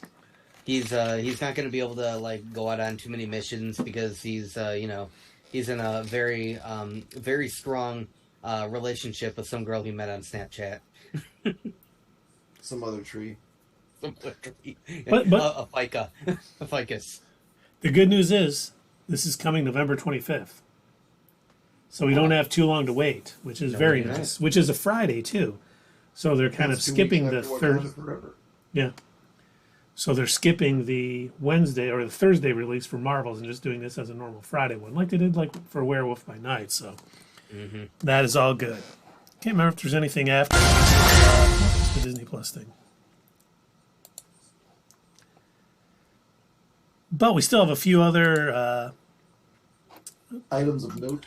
items of note. So, I think we're kind of done with the holiday, the Guardians. Oh, is that Thanksgiving, Carrie? Is that the Friday after Thanksgiving? Yeah. Oh, that's awesome. I did not realize that. So that's awesome. So we have a few things to talk about. Maybe we should talk about the Black Panther Wakanda Forever premiere that we had earlier this week, just for the fact that almost everything, all of the reviews, not really reviews, but they can't call them reviews yet because there's still a review embargo up, but kind of their thoughts, their initial thoughts. Yes, so they're spoiler-free thoughts on the premiere. Yeah, like the at the theater, spoiler-free sort of initial reaction. Yes. Yeah. They've all been good. They have all been extremely positive. They do say it's long. It's like 2 hours and 41 minutes long. If it needs to be, if that's what they need to tell a good, cohesive story, I'm fine with that. Which, Yeah, they're going to need to develop more. Yes. And you can't just skim over that, so it's going to take some time to tell. From what it sounds like from some of the stuff that I read online, apparently the story that they're going with, and I don't know anything about him from the comics, because I never read any Namor comics growing up or anything, but according to what I've read online, his story point or main plot or whatever for this movie is he's been raised to believe that he's a god of whatever, country he's supposed to be from. and he's really just a mutant. Yeah. He's always had a god complex in the comics, so it'll be interesting to see how this sort of pans out. But I think Dave's absolutely right. They can't just have this dude with winged feet all of a sudden show up at Wakanda and start, attacking for no reason. I think we need that time to build all that up. And once again, as long as that's done, I will be right back. okay, as long as that is done right, we will have no issues with it. It'll be worth the 2 hours and 41 minutes. But the other item, I've seen 3 little scenes from the movie. Have you seen those? Mm-hmm. The one where they're recruiting Riri Williams and, frankly, 2 others that I can't recall right now, but I know I've seen 3 scenes. And each one of them, they look incredible. yeah, Oh, one was with Namor talking to I forget her name, the queen. His oh yeah, Angela Bassett, yeah. yeah. He's talking to her on the shore, and she's Yep. threatening him like, "Who are you?" And he's just like taking it all in. You're like, "Wow, this is incredible." And then he turns around and says, "I'm Namor, and I'm gonna flood your shores or something like that." Is that what he says? Yes, yeah. Yeah, I can't remember those exactly. scenes. Everything I've seen looks incredible, but I've heard this movie is a more somber movie just because of the Chadwick Boseman. Yeah, they've said that this kind of does not fit the theme of the rest of Phase 4, which would, ending Phase 4, and especially with what happened to Chadwick and, the first movie that he should have been in and posted. It definitely is understandable. But it sounds like, obviously Ryan Coogler had to pivot from his story that he had. He always said he had Namor in the movie. Namor. And but it was more, with T'Challa dealing with being a king and all of those pressures, and he had to revert. But it sounds like it's going to be great. Yes, Black Panther movies are pretty heavy, And we do hear, one of the things we did hear before is that, oh my God, Michael B. Jordan is in it. Nothing has been confirmed yet, but it does sound like he might be showing up when Shuri takes the plant and goes into the afterlife. She may see Michael B. Jordan as opposed to Chadwick Boseman, obviously, which I'm glad they didn't try to CGI him in or something along those lines. So it sounds like, it's very respectful. Yeah, very respectful to him. And just sounds like everything about this movie is just fantastic. And we got less than 2 weeks to see it, and I'm pretty excited. It'll be good to get back into the theater. But unfortunately, yes, unfortunately, all of these scoopers who were claiming that Doctor Doom was going to be in the post-credit scene have started pulling that back, saying, oh, we heard they cut it after it leaked because, which is the scooper, backpedaling as fast as they can. So it doesn't sound like we're going to get Doctor Doom introduced in this movie, which is unfortunate, but he'll get there when he gets there. Kind of taking down my theory of him taking down Kang in the Kang Dynasty, and then him being the big bad of Secret Wars. But we'll see. Well, speaking of Doom, who we thought was going to be maybe played by Henry Cavill, did you see that Henry Cavill, if we want to go tangent time for a minute, is no longer going to be The Witcher? I saw that. Unfortunately, I saw that too. Upset. Liam will now be The Witcher. Liam Hemsworth. Oh, apparently Carrie is very upset too. Yes! Why? I need reasons. So, well, I'm sure it's because his time is going to be taken up by Superman. And if he does have a Marvel role, it very well could be. Look, the DC Universe needs a dark, brooding, hopeless Superman that snaps all the necks of the evildoers. Okay, so he's going to be very busy with all of that. Everyone knows. I don't... Now, just, Carrie, before you get too upset. One of the things that... who are they writing for now? Some of the writers from The Witcher this story's not going to be as good as it could be, but the writers, the head writer or the showrunner for a new show that's coming out that was putting his writer's room together, said you have to be fans of the source material, because I guess there was a lot of problems on the Witcher set. Wasn't that the X-Men? I thought that was the X-Men 97. No, it is. Yes, you're right. Thank you, Dave. It was for the X-Men 97, the animated reboot. And he didn't want the same thing because a lot of the writers for The Witcher did not like the source material and wanted to change it. And I guess Henry Cavill and the showrunner butted heads with these writers, and it was not the best production, but turned out, the show turned out great.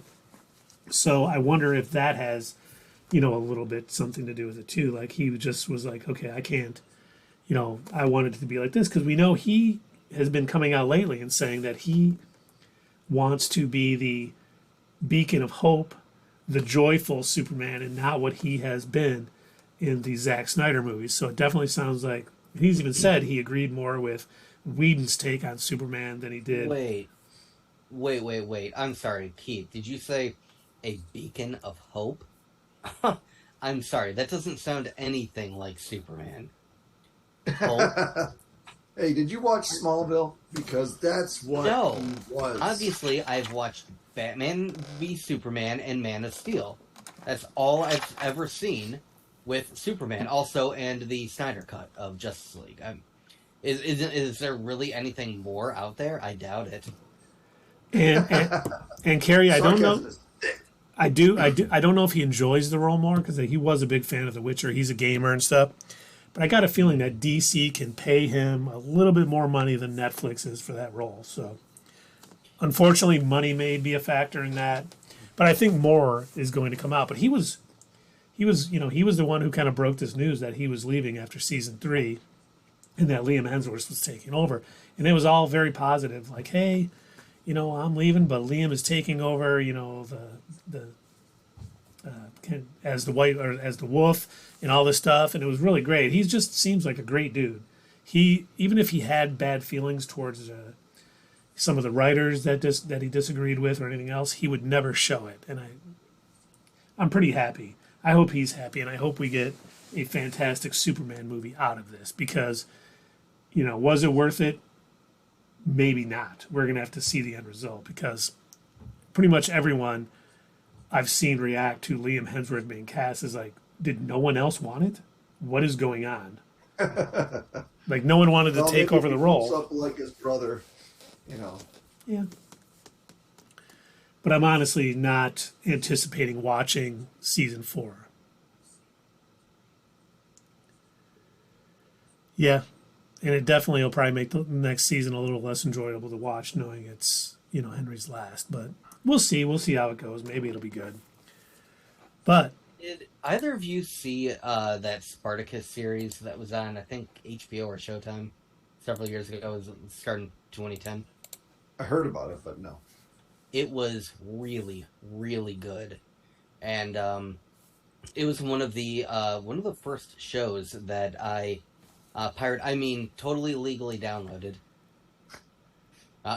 and really excellent series. I don't know that the graphics still hold up today. They were good for the time, but originally the character of Spartacus was played by an actor named Andy Whitfield. And he was so perfect for the role. And when I say perfect for the role, they ended up creating an entire exercise routine based on what he went through to get in shape for this role, called the Spartacus Workout. And when I was prepping for the Army, I was like, oh, I've got to try this workout because I want to be tough going in. I couldn't do it. Turns out you have to be way tougher to do all of that, but he ended up getting sick towards the end of the filming of the first season, to the point where he was like, I don't think I could go on playing this role, and they ended up replacing him for seasons 2 and 3 with, and I kid you not, another Liam. This was Liam McIntyre. What are all these Liams coming in, stealing our jobs? Coming in, replacing people? I don't know. Well, let me first just say this. I am Spartacus. I am Spartacus. Let me also say this. I've done that too. I tried to do the Thor workout. When that movie came out, I'm like, what's he eating? What's he doing? He spent 5 hours in the gym. I got his workout routine. There's no way. Like, you could scale that so far back, and he was eating like a pound of oatmeal a day or something ridiculous like that, just so he could bulk up. Oh yeah, my God. Your mouth is gaping open, but yeah, it was something like that, man. He was 5,000 calories a day plus 5 hours in the gym. Jeez. But you saw the results. Yeah. yeah, that's true. That is true. Now I wonder when he was preparing for Thor: Love and Thunder, where he found those gigantic chains to. Thunder. Okay, but let's move on to our next topic, which kind of coincides with kind of what we were talking about. Okay. James Gunn and Peter Safran taking over as co-chairs of DC Studios. Shocking. So we were kind of the talking glasses about are the this. same.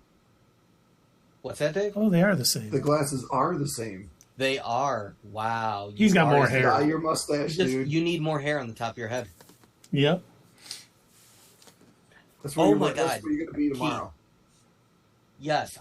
Halloween costume. Get a white wig and fray out the hair. Oh my God, please do that. Well, tomorrow's Halloween. Yeah. And I got to work tomorrow, then taking the kids trick-or-treating. But I will try. Look, you just don't go to work. They don't need you. That's true. They'd probably be better off without me, quite honestly. As Ernie says, when I'm off work, production levels increased like 200%. Sort of like when Thor zaps Iron Man with lightning. Sir, power levels have increased to 400%. Oh, look at that. Okay. But very happy with this news. And I know that Kevin Feige, Dave's buddy, was the first one to say, hey, congratulations. You know, I'll be the first one in line to see, you know, any movie that he makes under DC Studios. So it sounds good. And who knows? Maybe we'll get a DC Marvel crossover event. That would be pretty cool. In the comics. I would personally, if they do that, yeah, do. He said if they do that, I would hope that it doesn't fall under canon with the MCU. I think these big crossover events are fun, but they also don't make any damn sense. No. Like Superman versus the Hulk. You Yeah. know, something like that. It's fun. Like, it's fun to imagine, see it on page, and be like, oh, so that's the way it would go down. And I like hearing about these writers when they collaborate with each other. And there were, back then, there was a lot of these writers that they would jump back and forth between Marvel Comics and DC. So they were writing, multiple characters. Who was it? Oh my god. Big time superhero creator. He ended up doing, like, whenever he would jump back and forth, he had characters that were basically identical. George Perez. That's it, George Perez. Because it's funny, did that a because lot. he did. I was going to say, the best DC Marvel crossover was Teen Titans X-Men, where you got Darkseid and Dark Phoenix. That was and that was George Perez did that one. That one was fantastic. You know, they had the Superman and Spider-Man ones, which were always, I don't know, they were always okay. Nothing spectacular, but that Teen Titans X-Men one was like, holy cow. They are not messing around with this thing. Somebody had posted an image, and I need to go back and actually read these books. But the storyline where Otto took over Spider-Man's body, implanted his The brain Superior Spider-Man? Superior Spider-Man, yeah. I'm going to go back and read it because it sounds like a really interesting story. It was. But when you say that Spider-Man went up against Superman, I could legitimately see that. Because in that story, the clip that I've seen shared on social media quite a bit is Otto actually, knocking somebody's jaw clear off and being like, oh my god, you're this strong? You've been holding back. And I guess he had, the voice of Peter, his conscience still speaking to him. Yeah, of course I was. I'm not trying to go out here. I know how strong I am. I'm not trying to kill you guys. It was a good run. Dan Slott, I really enjoy. His run on Fantastic Four has been great. His run on Spider-Man I really enjoyed. He's very talented. Mm-hmm. But, what's next with James Gunn as the head of DC Studios? What is next? We talked about this. He's Figure Season 2. Next thing's going to be well, I don't know if it's going to be next thing, but they're obviously going to have another Superman movie. They got to recast Batman. I don't know if they'll recast Batman in the sense that, well, yes, they're going to recast, because I think Pattinson is still going to be Batman in that own little universe. Right, yeah. But for the connected, Justice League stuff. Yeah, I mean, they're going to keep Gal Gadot. They have to. I mean, she was the shining star of everything they had going so far. Yeah. Honestly, I don't have any issue with her. She does a great job as Wonder Woman. I loved the first Wonder Woman movie. And honestly, she was probably the best part about Batman v Superman. Yeah, you're right. So, Yeah. And I don't blame her for Wonder Woman 84. I blame the writing. Oh, yeah. I don't know how you could possibly salvage Wonder Woman 84. I've actually thought about that a couple of times. If we were to ever do a Back to the Editing Room, we literally would have to start from scratch, because I don't know that there's much that we could possibly take from that script. There's so much that doesn't work. And so, no, I do not blame her for it at all. She acted her ass off in that role. It was just a terrible story. Yep. Carrie 100% agrees with you, Doug. Mm-hmm. That movie was the worst, 100%. Yeah. Yeah, but Then- we're wiping the slate clean, and, it's only up from here with James Gunn. Because, okay, here's another example. Dave, as much as you don't like Harley Quinn and a lot of the other roles that she's been in, would you admit that she was okay to watch in the Suicide Squad? Or did you not like her in that either? I didn't like her in that either. Really? Okay. I was going to say, like, as an example, there's ways that characters can be done right if you've got a good writer and director. But Okay, Tundra Walker is I back, like and her he better says, in the animated series. I'm all in for Wonder Woman 85. I think this is a bad sign that the Packers are getting destroyed right now by the Bills. So as much as happy as I am you're back, Tundra Walker. Oh, maybe they're at halftime. Oh, yeah. Okay, good point. I hope it's halftime. I haven't looked at my phone for the scores late. But, I think this is also a good sign. I think we talked about this on Thursday. We'll get the weirder shows. I now feel safe that Doom Patrol, it's not close. That's too bad. But we'll see Doom Patrol past season 4 that's coming up. Mm-hmm. We'll see hopefully a Booster Gold, type series. Maybe we'll get, Plastic Man. We'll get some of the weird stuff, but I think we're going to start seeing. James Gunn isn't afraid to do that. Yep, we'll see a more cohesive DCU because it's no longer the DCEU; it is now the DCU, which makes a lot more sense than why they called it the DC Extended Universe. I don't know. Because I think they were afraid to call it one cohesive universe until they had hammered out some of the details on like where like what was connected to what. I think they were still trying so hard to turn their mess into an equivalent to the MCU that they had to throw that extended in there as like, well, just in case. And in all honesty, it is still extended in a way. Like, I mean, I know that's not part of the name, but having the new Batman series be in its own world and do its own thing, and also the Joaquin Phoenix Joker series also kind of in its own universe and doing its own thing. And I'm not saying there's anything wrong with this either, because I actually think it's a smart idea for them. When there are certain characters and certain stories that they want to tell that otherwise wouldn't fit into one larger connected universe, then it's totally okay to be an extended universe. It's cool. If there's a good story that you want to tell that doesn't need to take place in, the overarching world with Amanda Waller and Henry Cavill Superman and, all of that stuff, then disconnect it. Don't make it part of the universe. Yeah, and they can do Elsewind stories and... They do that in the comics. Not every exactly. comic is right on with each other. Like they have the Ultimate series, they have the Uncanny series in Marvel, and I don't think anything in DC has a continuous title as far as being the universes that connect, do they? They don't have anything like Uncanny or... No, they don't have different... I mean, they had, Crisis on Infinite Earths. They had the New 52, which was kind of a reboot.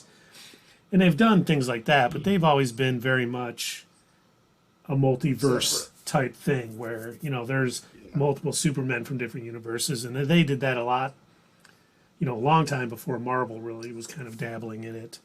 Mm-hmm. Yeah, they really were. If you go back and, I mention this all the time, I grew up watching all of those DC animated shows.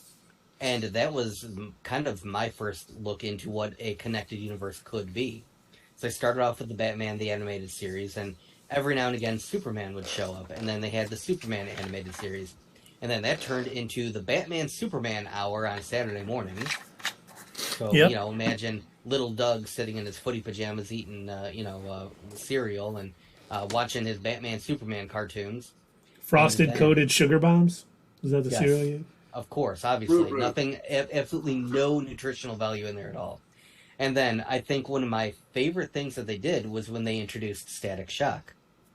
And that show was really good about connecting all of these series together. They did so many crossovers with the Justice League, with Superman, with Batman. They even did like a futuristic thing.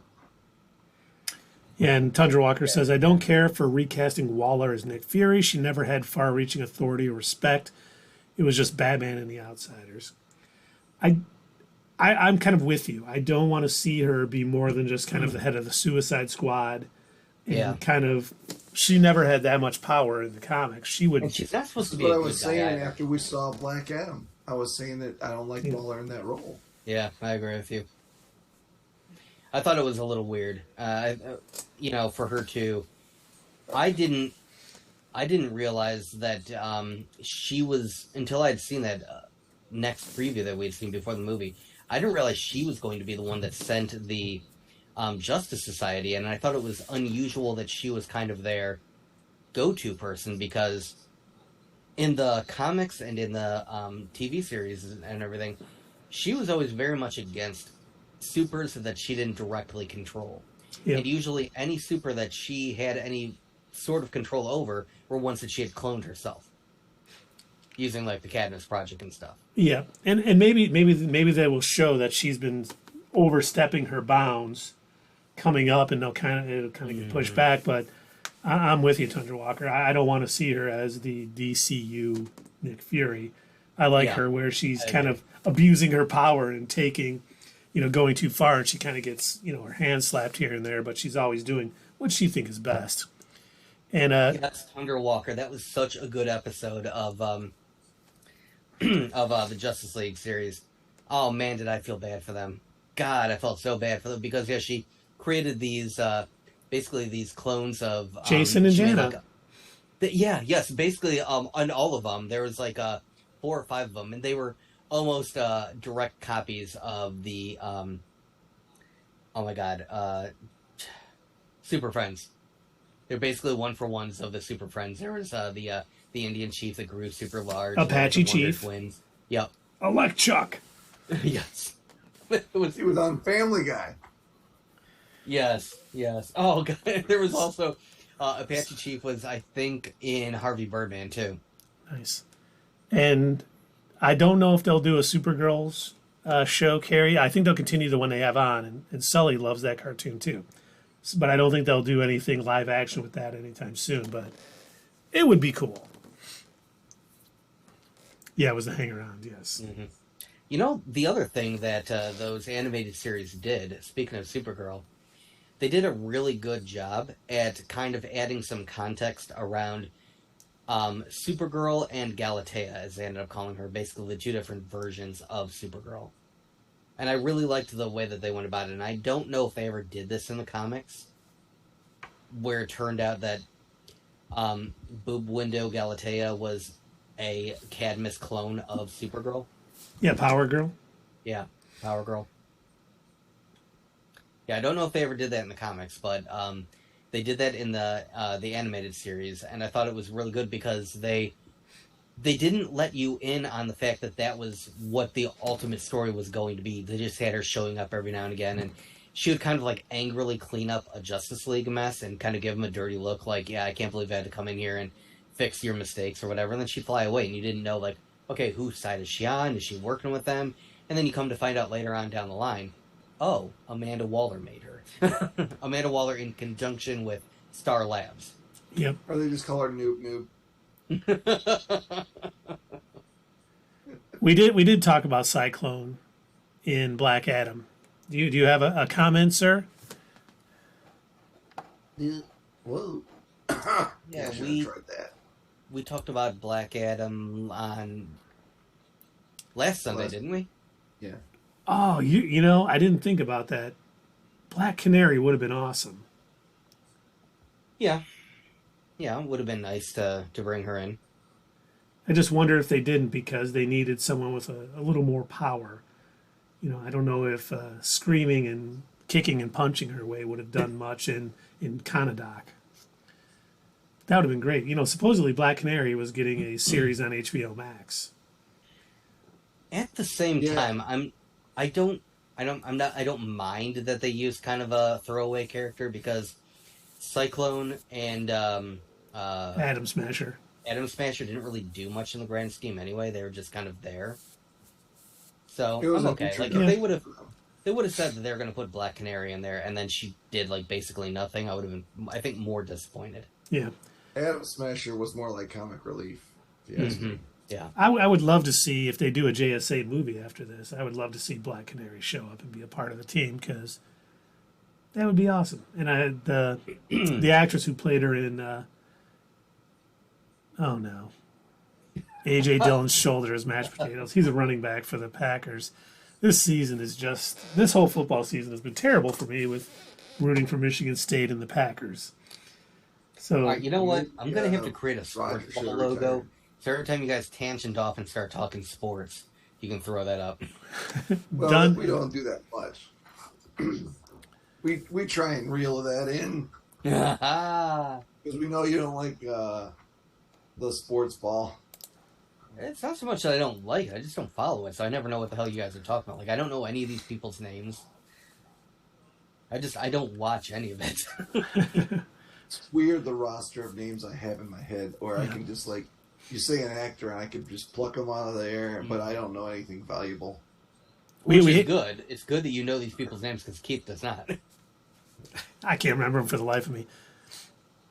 Oh, there is a reel it in graphic. I don't have it in OBS. That's me, Brian, or Tundra Walker.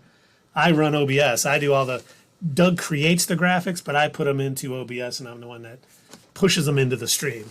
So Doug has done it. I have the one failed. of the guy in the boat. Somewhere. It's not in OBS. I'll have to find it.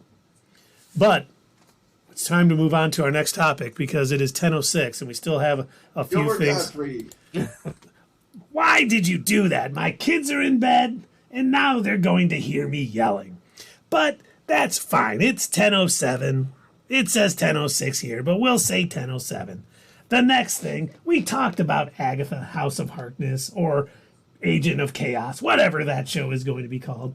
But the rumor is we are getting a Vision show on Disney Plus, or a movie, probably going to be a special presentation, but based on Vision Quest, which is John Byrne's excellent run on West Coast Avengers. You can see the graphic up on the screen where White Vision is rising up, but he basically kind of what happens in WandaVision, where he loses his humanity and he's just a white robot that does his stuff. So that'll be great because one, I can talk about John Byrne some more. And two, we'll get the Vision back. And I'm sure Paul Bettany will be like, I get to act with the greatest actor of my generation. And it's going to be awesome. Hey, Keith, did you know they made a drink named after you?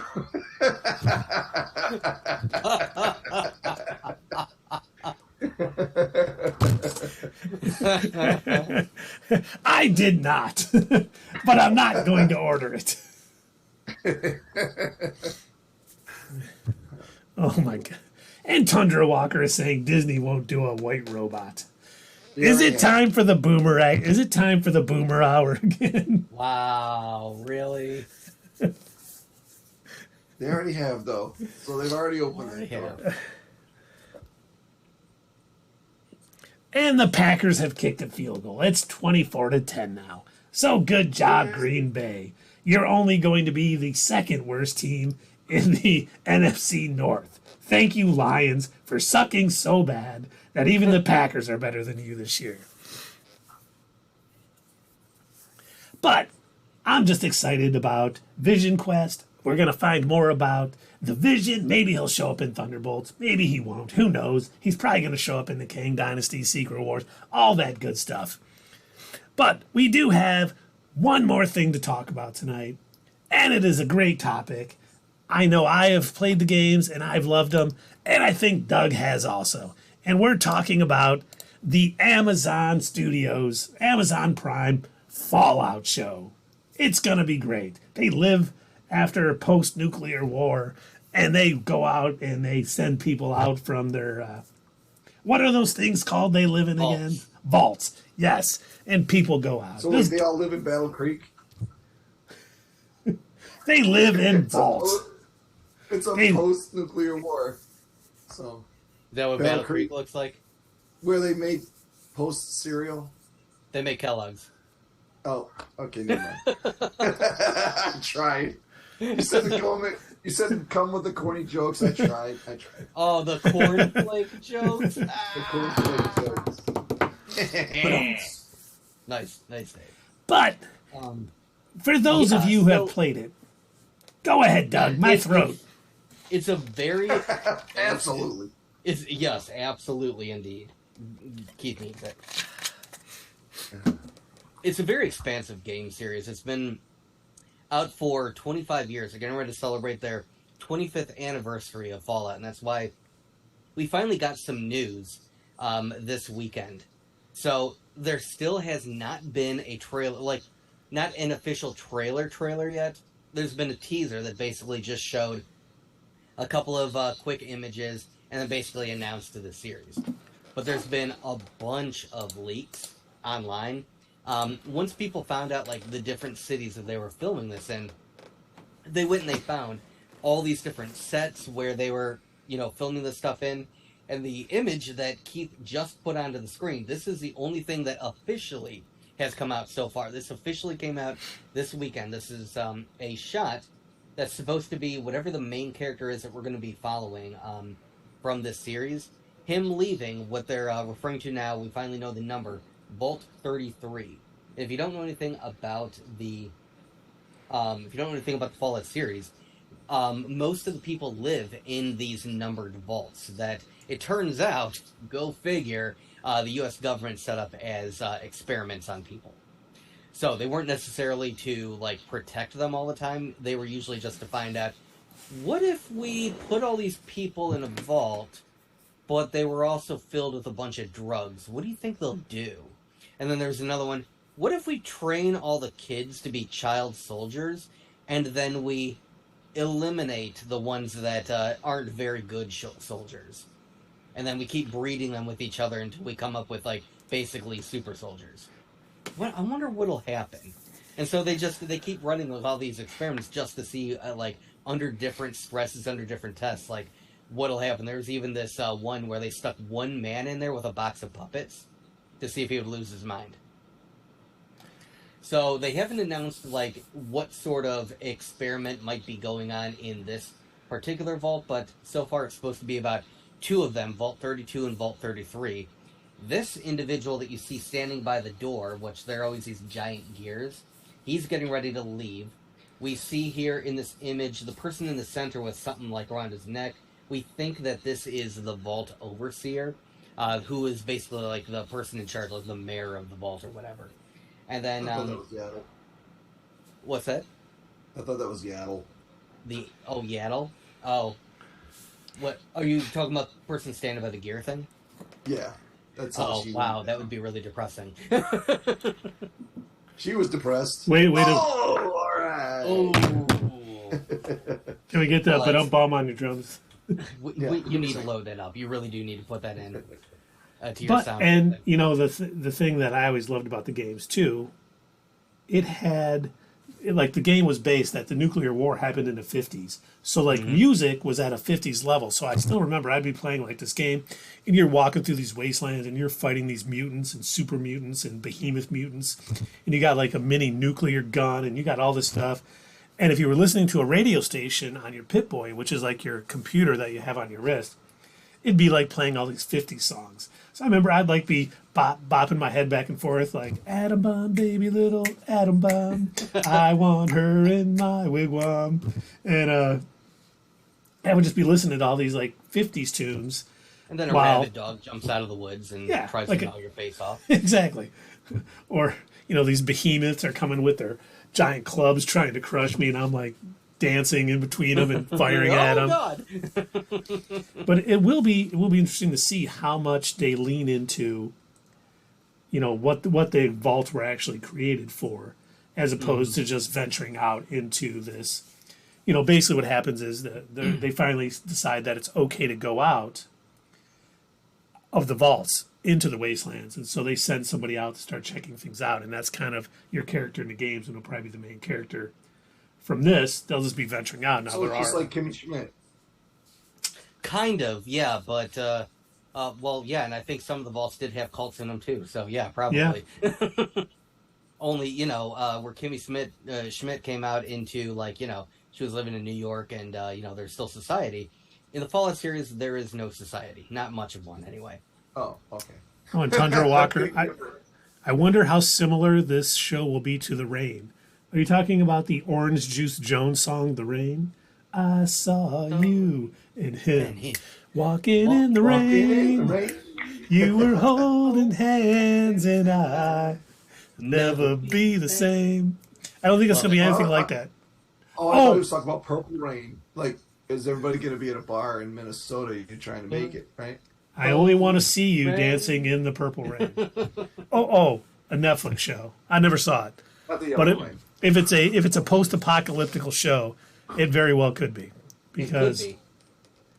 But, funnily enough, and I think we've mentioned this before during one of our streams, HBO is also going to be running their own post-apocalyptic series based on a video game called The Last of Us. And it's supposed to be coming out around the same time as the Fallout series. oh, nice. Yeah. I didn't know it was going to be at the same time. I really hope, the Fallout series does a better job than the Rings of Power.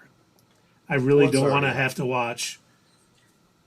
Yeah. Fallout is on Amazon, Will be on Amazon. and then Last of Us is HBO. But I don't want to have to watch 5 episodes to get into the good stuff. I really hope they do a much better job of moving the story along. You know, you need setup, you need those things, but it doesn't take 5 episodes with nothing else happening to get to it. Mm-hmm. It really would be a disappointment if that's how that happens. Yeah, the thing is, like, the amount of stuff that they could pull from the games, there really is no excuse. And in all honesty, the amount that they had to pull from the Lord of the Rings books, there's no excuse for that to be as dull as it was in the beginning as well. So, yeah, I agree with you. I hope that they don't kind of drop the ball with it, but it looks like they've put a lot. Like I said, a bunch of pictures have been leaked, and almost everything so far that they've been building set-wise and costume-wise is almost a one-for-one match to the game. That's good. That's good. Yeah. At least it'll look familiar. That's good. Yeah. Like, whoever was in charge of this is incredibly detail-oriented, and even if, and this is going to be the funny thing, even if something is going to be only on the screen for, like, a second, you can tell somebody still put care and thought into it. I know you can't see it in this little image, but the guy that is standing over towards the right, there's a sign hanging on the rails. And if you looked at like a larger version of this image, and you were able to zoom in on that, that sign, again, is one for one to the signs that are the entrance of the vaults in the games. That show the rules, like no pets, no food, or no outside food or drink, things like that. Like, literally, somebody recreated the signs from the game, stuck it in here, and it's probably only going to be on screen for, like, a second. Squid Game at 2. No, it's not Squid Games. No. But I increased it. Yeah, you can kind of see the vault doors always sort of had those 10 sort of plugs, and it sort of rolls into place and shuts down, and yeah. Mm-hmm. Really hoping. No Squid Games? I haven't seen it. My daughter has seen it, but I have not seen it. Squid Games was interesting. That was a crazy show. I heard they're making a season 2 of it. They are. Yeah, I heard that. It was one of the most popular shows on Netflix. Mm-hmm. How many Squid Game costumes do you think you're going to see tomorrow? That's a good question. Hopefully not many. Because it'll be, we're taking Sully over to Becky's parents' house, and he's going to trick or treat with his twin cousins. So, Thunder Walker asks, is that a Spacely Sprocket or a Cogswell Cog? definitely a Cogswell's cog. That, sir, is a Vault Tech gear. And You need your so glasses, Doug. I don't Actually, know. Yes, I will totally. Actually, hold on. Let me pull them out of their special container for my nerdy moments. Here we go. Isn't this the year for George Jetson anyway? is it really? Actually, so. guys, I need to be very clear with you on this, because I know that you guys are plebeians that haven't played Fallout 76. Okay, but in there, Vault-Tec has a college to train future overseers, and they call their mascot the Gears, okay? I thought Pip-Boy was their mascot. I think he's their mascot for, like, all of their promotional material, but the college itself. No, George Jetson was born this year. Can't Was hear he? you over the Harry Potter theme song? What a Harry Potter theme song. Is there some audio playing that? Oh, does he have a commercial? I wonder. No, He might he's have subscribed. He's subscribed. Oh, he's subscribed. Oh, then I have no idea. When he puts, he thinks my message. Okay, haha. He's being funny, Carrie. He had Carrie going too. Look at Carrie. Carrie's like, I don't hear it either. He had everybody going. You know, Thunder Walker. As I'm going to steal this from Sierra. Get in your cage. Get in your cage. Go. Can we make that a level that you can create for Infinity Stones, Keith? Can we cage other chat members? No, cage us. They can pay it to cage us. No, I want to be able to cage chat members. Wait, you haven't had any commercials, Carrie? I've got kids to feed. What's going on? We're making funny then. Oh no. I mean, oh good, Carrie. Yes. We're happy you were able to listen to us the whole time. But it is. Carrie Thunderwalker, did you guys notice that we updated our logo? Curious what you thought. Not the one that's spinning. No, not the one that one I like. And I like what Keith did with it. Excellent. Yeah, it is. Excellent. It is. Well, thank you. I was having trouble finding that logo for a little bit, and I was finally like, oh wait, I put it on Twitter. I'll just pull it down off there because I could not remember what channel you put it in. Couldn't remember the channel that's literally named Logos. I looked in there. I didn't see it, but maybe I didn't go far enough. There's so many in there. I was working. I was on like a meeting with Joe and a bunch of people, and I'm just like, I need to find that. I mean, not during work hours. This was after. Oh, yes. I also do all my Not Your Status Quo stuff after work hours as well. I totally Or on lunch. do things during. You guys take 3-hour lunches. That's cool. No, I don't think I've ever taken a 3-hour lunch. I have. 2.5. Oh, whoops. Okay. Never mind. That's not on you, Keith. I literally didn't even put it in that channel. I'm the bad one. Oh, good. Now I don't feel so bad that I didn't find it. Yep. Wow. Okay. Bad boys. I'm a hack and a fraud. Not at all. But it is kind of getting late. Oh, you're caged. Oh my god, I cannot believe it's 10:30 already. Wow. Time flies when you're having fun. Mike D, that's me. Come on and get some. MIKE to the D. So, Caged. Yes. Yes, you need to be caged. But don't forget to hit us up on Twitter, leave that comment down below, and we will see you next time on Not Your Status Quo.